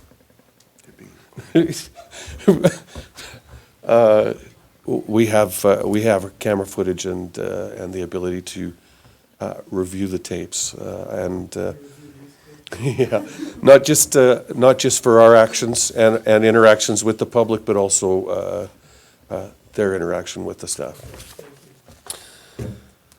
Next slide. This is a continuation of the. I ended up with a hometown hockey thing right in the middle of my presentation, so thank you. Thank you, Mark. Next slide, Michael, I'll ask you to talk specifically about some of these initiatives. Okay, so cannabis transition program, we started really working on it in the spring this year. We've hit over 90 businesses issuing the no smoking, no vaping signs. We've also assigned 30 designated smoking areas within the town, which some businesses we can't tell them not to smoke. It could be a hardship to them or to the businesses or their clients, so we find an area that is appropriate, the best we can, to have them have a designated smoking sign. So any sign that is the green rectangular horizontal sign that you see around town, it says designated smoking, that is issued by us, and that's their designated smoking area. The problem is keeping people under the sign and not under the no smoking sign. So we're working on that. We now have 5 cannabis stores in town.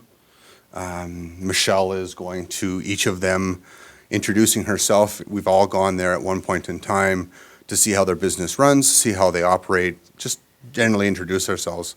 What we've done is now we've taken a trifold brochure, which I left in your offices last week, and we're giving them to them. They're handing them out to their new customers, their new clients, so we're educating the people who are purchasing cannabis so they know where they can and where they cannot smoke it, trying to negate any enforcement. And we haven't had, I think I've seen it once since we've had it where someone was smoking cannabis in a public area. I canvassed the other members and nobody has so far. So it's not as big of an issue as it is, that I thought it would be. According to the slide, like, we put in about well over 100 hours.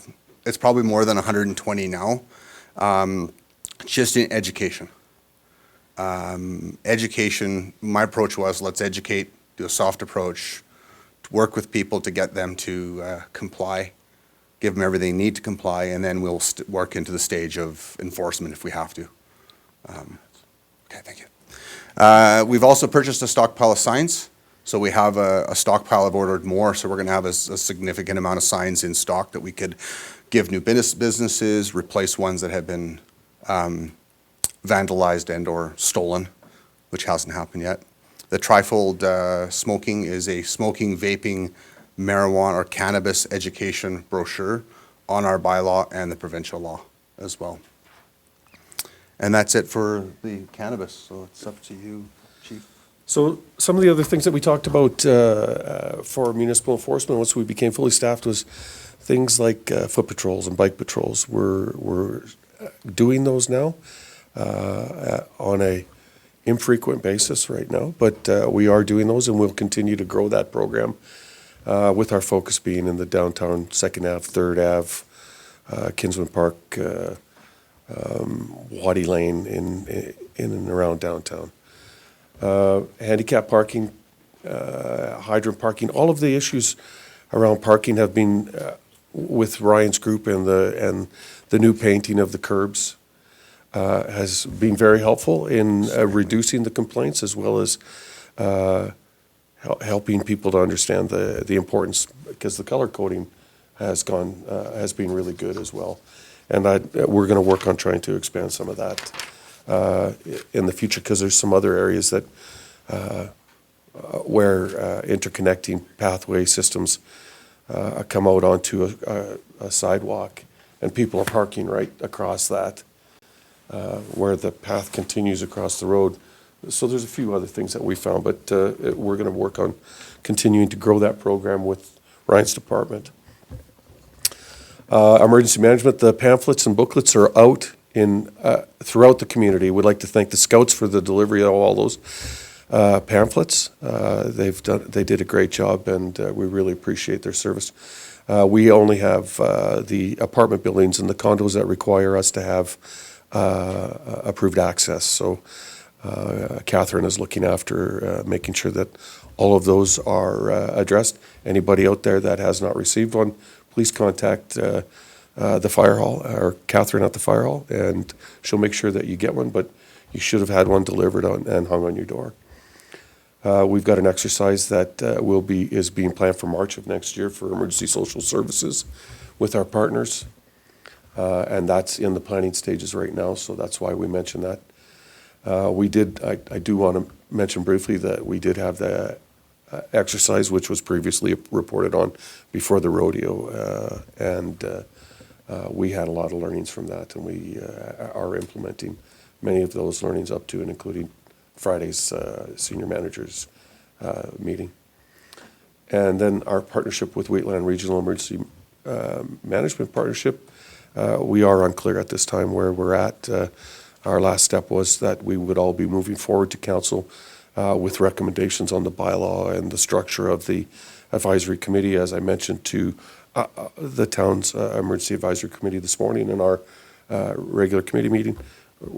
We have to wait until we get some direction from the county on when they're ready and prepared to move and take that next step.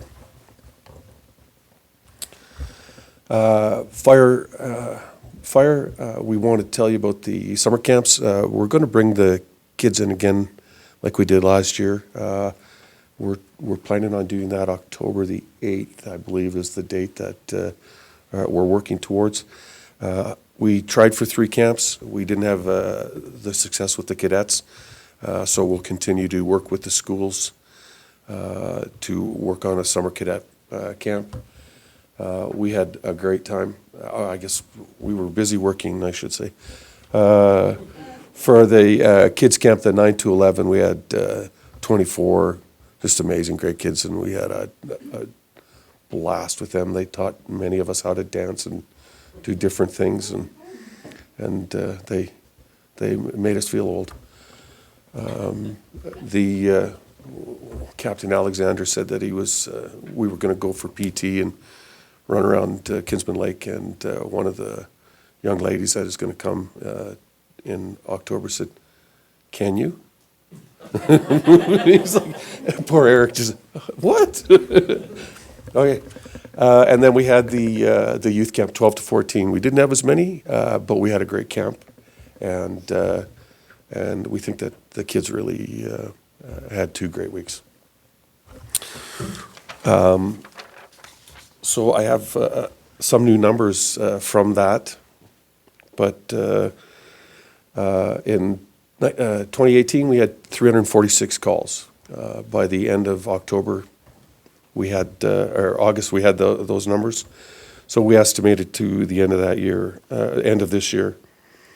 When I look at the breakdown from 2018 to 2019, our fire calls are up a little bit, our MVCs are up a little bit, our false alarms are down, our medical assists are the same, and then the others, the spills and those type of things are up a bit as well. So that's the difference between 18 and 19 as far as calls are concerned, and that's our anticipated call volume to the end of this year. So up a little bit.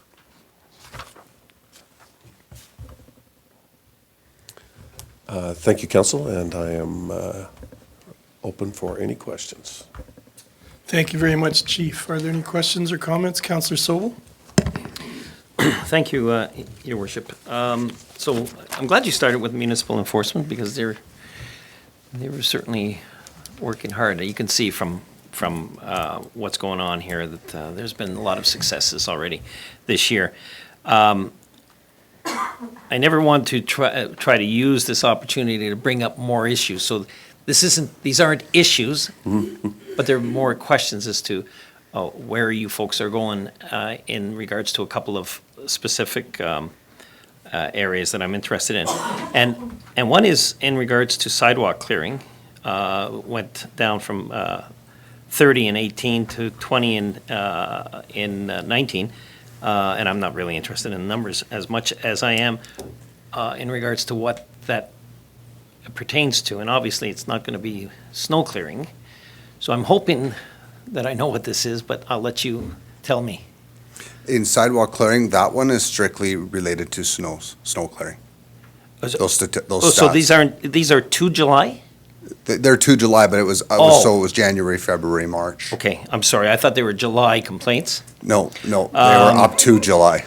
And the reason the reason I was excited about this, I'll tell you why, because we have a problem in this community with people not clearing their sidewalk of trees and bushes, which really makes it difficult for people with carriages or walking two abreast is actually impossible in a lot of areas that we have. So I was hoping that that's what sidewalk clearing was going to be. Good news, that's why the long grass weeds unsightly premise number has gone up. It's because when we report So that that's in there. falls under there. Okay. So yeah, So it's something you are looking at? Absolutely, we've done I could probably count 5 or 6 areas just in this downtown area that we've had the trees trimmed back. We've removed trees in the past. I'm happy to hear that, Michael. Yeah. Thank you. And it it's just some of it is overgrowth, and it's taken over half the sidewalk. So it is a concern. I hear them occasionally, and I know in the I mean, with everything you guys are doing, I know it may not rate up there as a high priority, but it is something that we are we're trying to be a walkable community, and when you have these issues, it makes that difficult. And the other question I'm curious about is whether or not, and I know this is a very difficult issue to deal with, and that is dog feces in our parks. I do a lot of walking. I have dogs, grand dogs, and don't ask. I get the feeling that it's getting better, but it's never eradicated. It's always present. It's somebody just is too lazy to take a free bag, and we have them all over the place. And congratulations to Parks for putting so many stations out and extra garbage cans. So I don't know, there's a lot more that we can do in regards to equipment, and I don't know where to go. I mean, this has always been an issue since the last 12 years that I've been on council.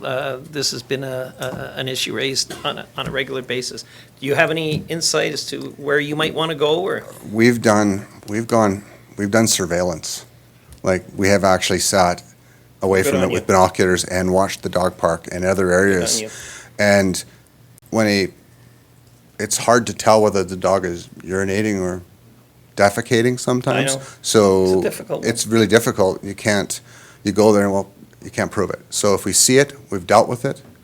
But it's like speeding. When you're there, you don't see it. Yeah. So we are going to the parks. They're on a regular daily patrols that the guys will do the parks. The officers will do the parks and the dog park to monitor that. Thank you for that. The last comment I would make on that is I would encourage you, if you ever get lucky enough to charge somebody in regards to that you really advertise the fact that not in regards to their name, but the fact that a $500 or $200, well, I don't even know what the fine is, but whatever the fine is, because once that word gets out, I really do think it would make a difference, and especially if it goes on social media. So Yeah, absolutely. we have to show that we're quite serious about that, because it is an issue. Thank you. Thank you very much for all your work, and including the fire department, emergency services. Thank you. Thank you, Councillor Sobel. Did you want to Nope. say anything? Councillor Bauer? Thank you. Thank you, Your Worship. I just have a couple different things. First of all, thank you for your report, Chief West. And I would like to also say that I'm very happy to welcome Michelle Penner onto. See? Yeah. Okay, one for me. Anyways, if I could please just to ask you, prior to the legalization of cannabis in municipalities, we did have quite a number of people that were worried about home growing and grow-ups and that kind of thing within our community. I don't see that as being an issue, but is that part of your work will be to be visiting people, or do you even get calls about this right now? We actually do. We have had calls because under the law, you're allowed so many plants to grow. 4, right? 4. Yeah. 4, that's correct. Not that I know, but I've read it. We actually did have a complaint that somebody had too many marijuana plants. And they're like, well, first of all, they're growing marijuana in their backyard. Well, they're allowed. So there was a shock to this complainant. So then we went and talked to them, and we went and checked it out. They did in fact have 4 plants. It was growing outside, which is allowed to happen. So it was an education thing. So that's one of the reasons that I come up with the trifold for the smoking of it, but is also, I want to also incorporate in version 2 some more of the education of what people can and cannot do when it comes to growing it. It's nothing I want to get into, nothing big, just something small, just for an education, for people to complain or not to complain. Thank you. Did you want to add anything to that? Michelle, I brought you up here to talk. Nervous. The only thing I would say is, I guess depending on the extent also we would be working with the RCMP then if it became something criminal code that we don't deal with, it would be passed off to them, anything that we notice in excess of that or what have you. Perfect. Thanks, Michelle Penner. Thank you. I will never. The other thing I'm very impressed with is that you're really being proactive, and you're working with operations for the painting of the lines, which is really helping our community. And the better that our community is educated, the more compliant they can be, right? The other thing I noticed is that we have quite an increase in unsightly premises compared to 2018. And I'm wondering if education perhaps in that could be a help, or are a lot of these people just not home? Or is it, should we ask people if we can get a group of people to go and help them? Or what are some of the underlying causes for so many, like it's 25 unsightly premises this summer I don't think versus that's any one more last than year? we've ever had. We are just now, like it shows statistically we are. Yeah, one But last year. I've had the officers go out and actually deal with them. It's not, those aren't just complaint based, that's proactive based. So we're doing alleyway drives, we're doing, we're looking, not targeting, but we're looking at a community and driving down the alleyways, and then we're door hangers, putting door hangers on there as the first stage of education is You know, you're required. A lot of people don't know that they're required to look at the weeds behind their fence. They just don't know that, so they mow up their lawn and they don't do the back. Yes. So it's a first stage of education, so that's more of us being proactive in it. That's why the numbers are higher. That makes sense. And is this the first time we've ever had bike patrols in Strathmore? By municipal enforcement, It's kind of cool. We have bikes. We've had them in the past. I don't know how far that went. I don't think it went very It's been a far. while. We got the bikes and it's been a long while. I brought it in because that's what I did in Calgary, and it's phenomenal. I love it. And we've done it several times already, and it's. Great way to keep your members in shape too. I really like Or that. they determine how out of shape you really are. And we have Yeah. such great bike paths now Yeah. that you can get all over Strathmore in a matter of minutes. Thank you. Thank you, Councillor Bauer. Chief? Oh, I think you were about to say something. I did want to add to the bike patrol and the foot patrol, as well as our enforcement practices. And I will use the term enforcement at this point in time. As we track trends, we work together with the RCMP and municipal enforcement members to augment or adjust our schedules, our working schedules, to be able to address those trends.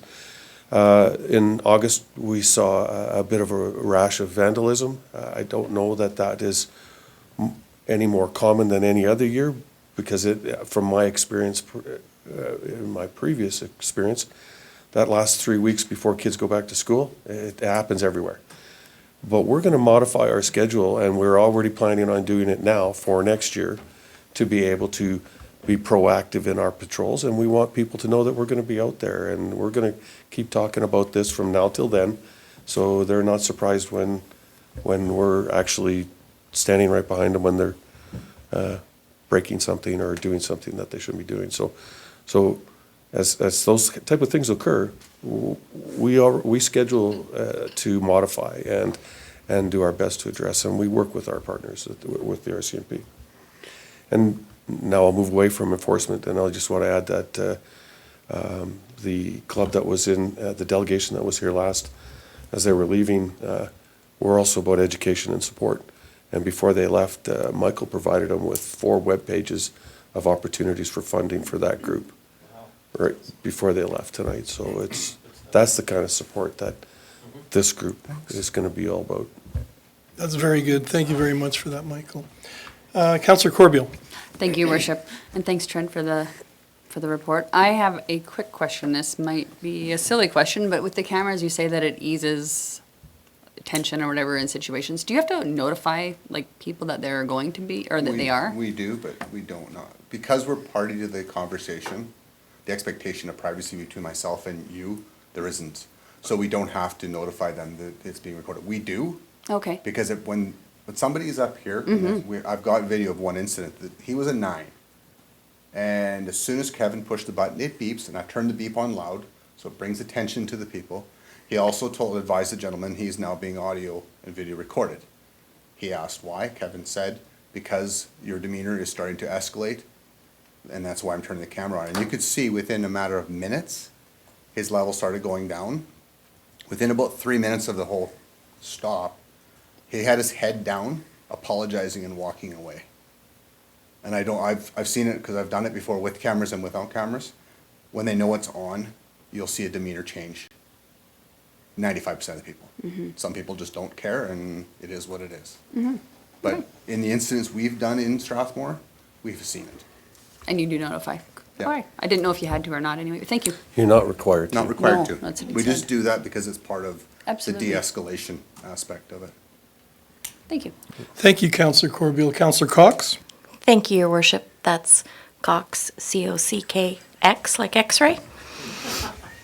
I just wanted to point out the one on the bottom. No, I'm not with you. And I'm going to go on and say thank you so much for taxi being from 41 to 1. Woo on all of us for all of our hard and endeavors to get it like that. That's amazing to me. Thank you. Thank you very much. So one thing Chief did not mention, other than her last name, is she is also the chief inspector for the taxis. So Michelle's built a very, very structured program a very documented program. Inspections are every 6 months. Inspections of the vehicles, it's very regimented. If there is an infraction, they're educated. They've already been educated $500 once already by one taxi company for an infraction. It's never happened again, but, so we've now found the concerns and the complaints are. Excellent. Thank you, Constable Penner.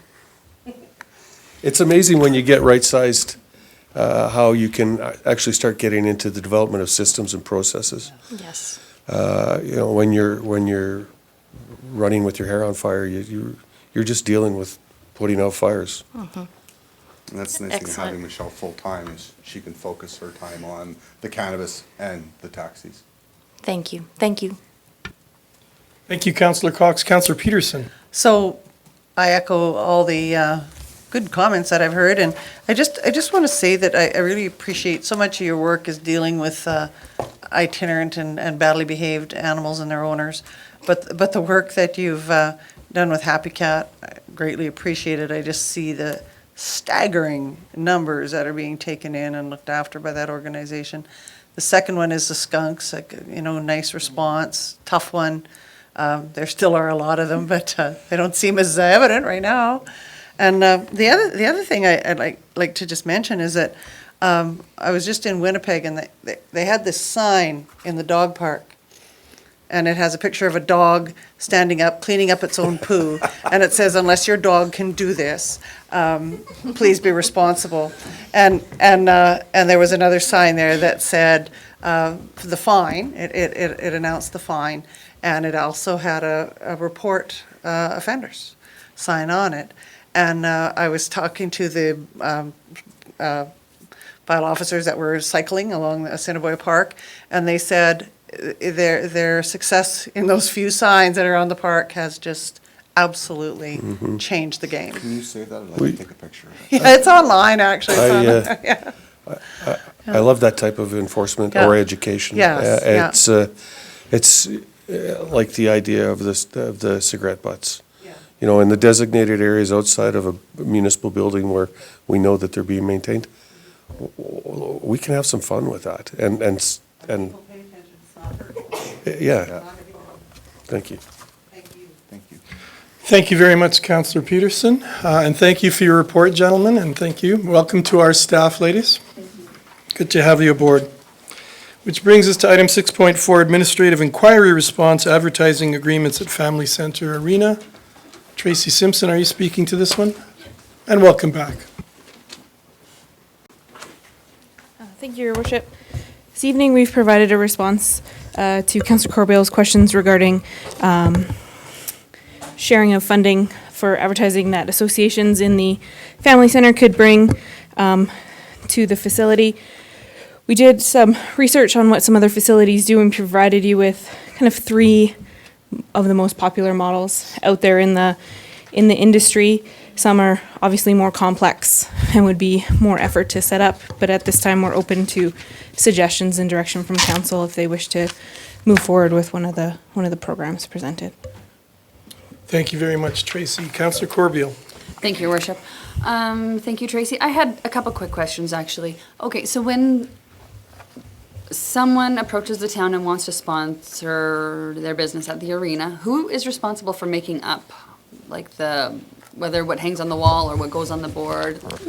So to ensure that we're getting signage that is safe to use in a facility like this, we require the business to get their sign done through Tri-M Design or Phoenix. Both have the specs and understand what the requirements are, and it is at their cost. It's their cost. Okay, Correct. So that was my one question.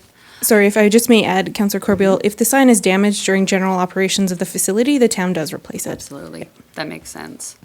What was my other question?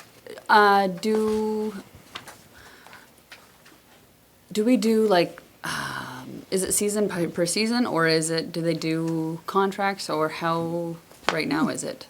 So the majority of our signage contracts are annual contracts, so boards and walls. Some sign on for multiple years, but that's at the discretion of the business. The agreement we have with Humpty's for their advertising on the ice resurfacing machine, the Olympia, is a 5-year contract just due to the cost of of branding a machine like that.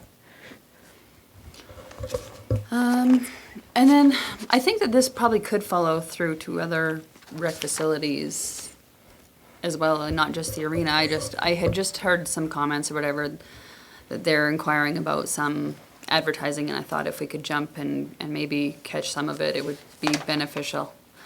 I will let, as if anybody else has any other suggestions. Just give me 2 seconds.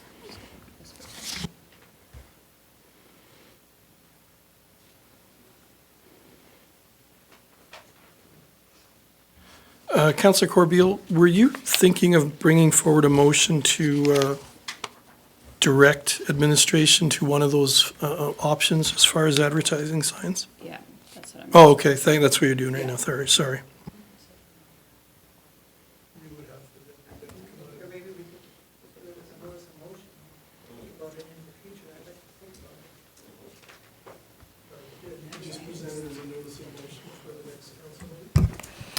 Your worship, yes, or alternatively, council could direct us to include it on the agenda, for a future council meeting.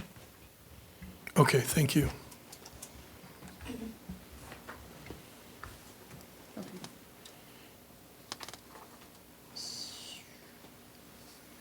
So are we thinking that we're going to bring all these forward then for consideration and a motion to accept one, to direct administration then? Your worship, I would recommend that council direct administration to bring the matter forward to an upcoming council meeting as a report from administration. And that is just a direction, you don't need a motion, okay? Do you have that direction? Okay, thank you. Councillor Sobel. I'm hopeful. It would be great if I knew which one we were going to be looking at. I mean, we're bringing the three different options that are here tonight. So I don't want them just brought back. If we're going bringing them back, it's hopefully because of a motion that council will be making, and if that's the case, I'd like to know which one it is. Or maybe council will bring back rationale under each. For us. Here she is. Your worship, if I may, this was a very brief introduction to some of our options, and if you wish to have more information on all three, that's definitely something we can provide to a council meeting in October with a bit more detail on what each program would look like. We give you very little detail on kind of what all three models would look like, so if you are interested in all three, we can do more research on all three, or we can pick one that you're more leaning towards. Thank you. Council, is that something that you would want then, the three of them to come back with more information on the three? You don't want that? I don't think it's really needed. Oh. Unless other people want it. I liked number 3 because I think it's going to be the easiest. I would just like to have a little bit of, I would say, edges, borders, whatever you want to call it, because we do have some now. Like, we have our own, and I think it would just be, it's saving a person that we don't need to hire to go bring extra revenue, and it's actually sharing with whoever's bringing it. We're kind of getting a free service. I don't want to have limits on theirs, but I would like to have, like we already have, like Humpty's and stuff like that. Obviously, that would stay as 100% town. It's just extras and bonuses that anybody else would bring to. Can I ask Councillor Corbeil, is this a time-sensitive matter? Does this need to be dealt with really quickly, or can it come back at a future council meeting? Oh, no. I would say it probably could come back at a future council meeting, but with the hockey season starting, I would suggest if we want to capitalize on anything with that, I would say sooner than later. Does that help you enough, admin and staff? Your worship, the third option is definitely the easiest to implement. It would be a simple contract with our handful of associations, and the language would be very clear about it's only things they bring to the table as kind of that day moving forward. And it would be strictly a commission-style agreement where if they bring something to the table, they get a piece of that of that agreement. And to keep it as simple as possible, we wouldn't even exchange money. We would just credit their ice rental bill, Yep. and then it's really simple and clean. That's what they were actually asking for Yep. anyways. And then a few other ones, but I'll talk to Mark about it later. Perfect. So just so we're all understanding, are we bringing that third item from administration to then vote on as a council? Unless somebody else has any other suggestions, but. No. I just want to. Jennifer, are you clear on the direction that administration has been given? Yeah, Your Worship, I'm sorry, I'm gonna confuse you maybe, but, Your Worship, I would suggest that council make a motion now because you've chosen one of the options. And you're asking administration to bring back a report on one of those options, so it's a decision, I would say. Yep. Councillor Cox. I move that we come out of committee of the whole. Thank you very much. You've all heard the motion to come out of committee of the whole. All in favor? We're out of committee of the whole in the public meeting. Councillor Corbio. I would move and to direct administration to bring back option 3 with the advertising in our recreation facilities with more information on, I guess, just number 3. Thank you very much. So you just want more information on that third option, and then we'll decide on it and vote on whether we accept that as the option to proceed with. Councillor Sobel? Thank you, and I'm really good with that. But one of the main ingredients that I'm looking for is the pros and cons of this motion, of this proposal. That's the big one for me. Thank you. Thank you for that. So we have a motion on the floor. All in favor? Motion is carried, and that will come back to us at a near council date. Thank you very much. I move we go back in committee of the whole. Thank you. We have a motion to go back into committee of the whole. All in favor? Hands go up again. And we're back in committee of the whole. And we're on 6.5 MSI Sustainability Funding, Initiative Funding, and Federal Gas Tax Refund, which is on page 59. And welcome, Lisa. Thank you. Good evening, Your Worship and councillors. I'm here to present information on the federal gas tax and MSI grant funding that we are receiving in 2019. So this year, we're going to receive $1.8 million in MSI funding and $1.5 million in federal gas tax funding. Now, we received a $741,000 top-up of federal funding that we would like you to, we're going to present some options on how to spend it, and we'd like you to take it away, think about it, and get back to us fairly shortly on what you would like to do. We use this funding for our tangible capital assets. And keep in mind that not all of our capital projects are eligible for these grants, and that the federal gas tax is more restrictive than MSI. So eligible projects for the federal gas tax include things like roads, utilities infrastructure, parks, and buildings, in particular rec centers and the community center. So the 3 options that we're presenting tonight are 1, to carry the money forward into the 2020 budget. So we can carry the funding forward 5 years. So what we would do is we would budget it into 2020. The second option is to spend it on a high priority need this year. So council can decide what that need is, but please do keep in mind it's only $741,000, and if you want to spend above that, we would have to borrow the money or find the money from other funds. And the third option is to look at our 2019 projects and determine which ones are eligible for the federal gas tax funding. We would then refund our projects with this funding, and we would free up some of our reserve funding. So instead of using our reserves, we would use the federal gas tax funding. Keep in mind that our priority in funding projects is to use grants first, borrowing second, and our own funds third. We always want to spend other people's money first. Now, keep in mind as well, in 2018, we funded $2.4 million in capital projects through our reserves, and we had a lower tax rate of about 807,000, which we also funded through our reserves as well. And we did this lower tax rate in 2017 to around 600,000. So it would be good to keep some money into our reserves, but it's up to you what you would like to do with it. Think about it. Yeah. Thank you for that presentation. Council, do you have any questions while she is here in front of us? Councillor Cox. Thank you, Your Worship. Okay, so keep in mind, we want to try and keep it in reserves, but we can only do that for 5 years. Yes. Or we can do it on a yearly basis. So if for 2019, you would have 5 years in the future to spend it.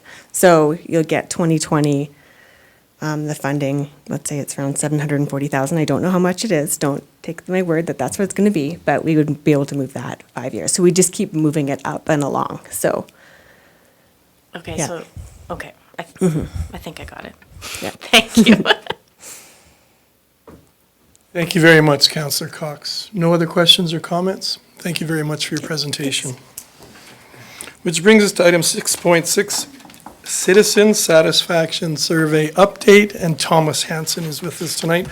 Welcome, Mr. Hansen. Good evening, Your Worship, and members of council. I'm here to give you a very exciting and dynamic update on our 2019 Citizen Satisfaction Survey.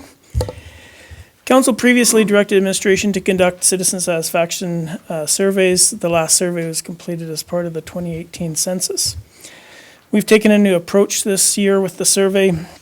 We engaged a recognized leader in citizen engagement, Align Consulting Group, to design our new survey based on a standardized benchmarking methodology. By moving to this standardized survey methodology, we'll be able to participate in municipal benchmarking initiatives such as the National Benchmarking Network of Canada, which is formerly OMBI, for those who are familiar with the Ontario Municipal Benchmarking Initiative. The 2019 survey will be our first benchmark survey.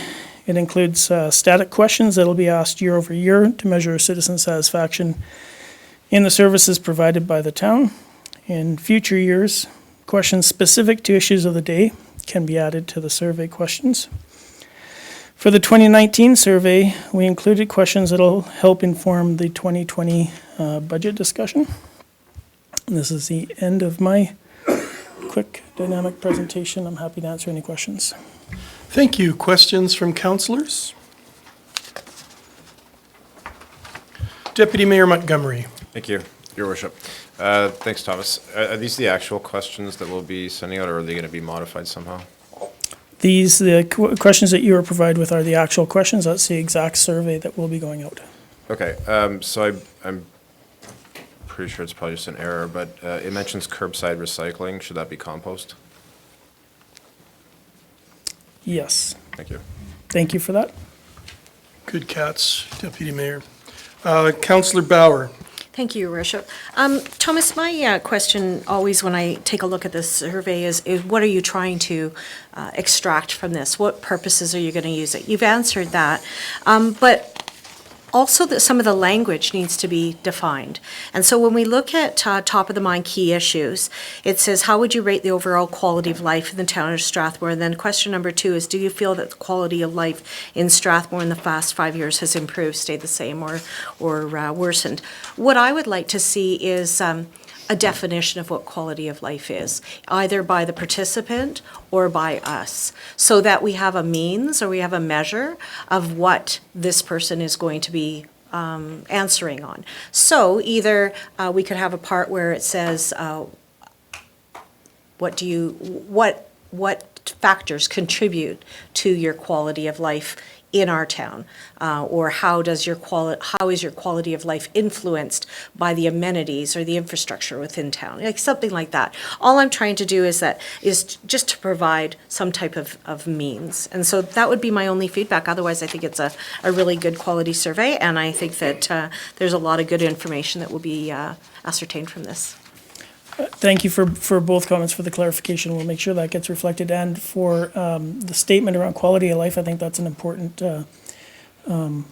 piece that we put in that. The language is directly taken from the national benchmarking questions so that we can compare us to municipalities across Canada. But I think understanding, so when people are making their, marking the survey, understanding what quality of life is by putting some language around that, I think would be a great clarification. Actually, Thomas, I think I was misunderstanding that. I was thinking that you were using the words quality of life because Strathmore is where quality of life is a way of life. And I thought you were bringing in that to act as a measurement. So that's where my own assumptions went.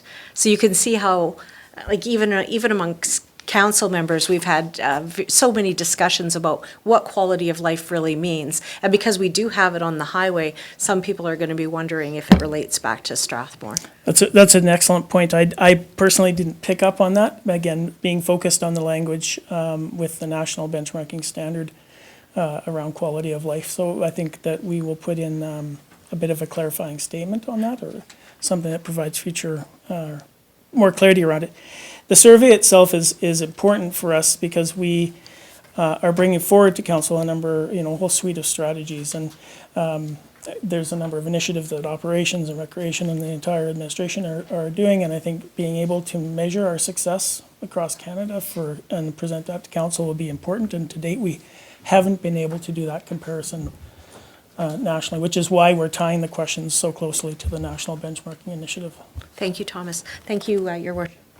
Thank you, Councillor Brower. Councillor Sobel. So I'm intrigued a little bit by this whole topic, because, I mean, once you go down this road of quality of life, boy, what quality of life is for me is not the same for anybody. It's so unique, so personal. So is that not something that we want to leave a little bit vague? Because as soon as you start putting parameters on that, you're getting a different answer from the recipient, because all of a sudden their quality of life is not reflected necessarily on those parameters. So I just think it's got to be something that's thought of, and especially if we're connecting this to national benchkeeping, that maybe, I don't know. I'm just wondering if we should leave it. Thank you, Councillor Sobel. Thomas, did you have any comments on that? I'm sorry, I Yep. actually would ask for clarification. When you say we should leave it, that we should leave the question as is? Yes. Okay. I'm not sure. I'm not willing to die on this mountain, but I'm just not sure. I'm seeing issues that if we start putting parameters on it, I see us changing the answer potentially changing the answer from our recipients. Thank you for that. Councillor Peterson. Thank you, Your Worship. Thomas, what return do you need in terms of percentage to have validation? So for a municipality our size, we require 374 responses based on a 95% accuracy and a 20 to 25% return rate before incentivization. We're offering some gift cards, so that should drive that up. So we're looking for 400 returns. So we'll be doing 2,000 mailouts. The approach that we're taking here ensures confidentiality because there's a letter that is sent without a name that has a code that is entered in. So 400 responses is what we're looking for out of the 2,000. Thank you. Thank you. Thank you, Councillor Peterson. Councillor Bauer. Thank you, Your Worship. I would like to just respond back to what Councillor Sobel just brought up, which was a very good point. Because I was looking at this language and thinking of it as a town of Strathmore thing, I was not thinking of what your purpose was. Once I know the purpose, then that totally makes sense. And I think that by defining quality of life for someone, you're going to sway them one way or the other. And we don't want to sway the public in one direction. So I would like to retract what I said and definitely say that this can stay the same. I'm sorry. Thank you for the clarification. Thank you, Councillor Bauer, and thank you for your report. Just to Legislative Services, do you need a motion to accept his information, or is that fine? We are still in Committee of the Whole anyway, so yeah. Okay. Thank you very much, Thomas. Thank you. And then we go on to item 7. I don't believe we have any urgent business tonight, which means I'm looking for a motion to come out of committee of the whole. Councillor Corbeil. I move to come out of committee of the whole. We have a motion to come out of committee of the whole. All in favor? We're now in the public portion, and we're looking for a motion to go in, to extend the meeting? No, I think we can wrap it up in time. Okay. Okay, so but if the public meeting ends, we still have in camera, which Means we have to extend. still have to extend the meeting. Okay. Here, sure. Councillor Cox. I move to extend the meeting till 10 o'clock. Thank you. We have a motion to extend the meeting till 10 o'clock. All in favor? And we have a motion to extend. Motion to go in camera. So move. We have a motion to go in camera. All in favor? And we're now in camera.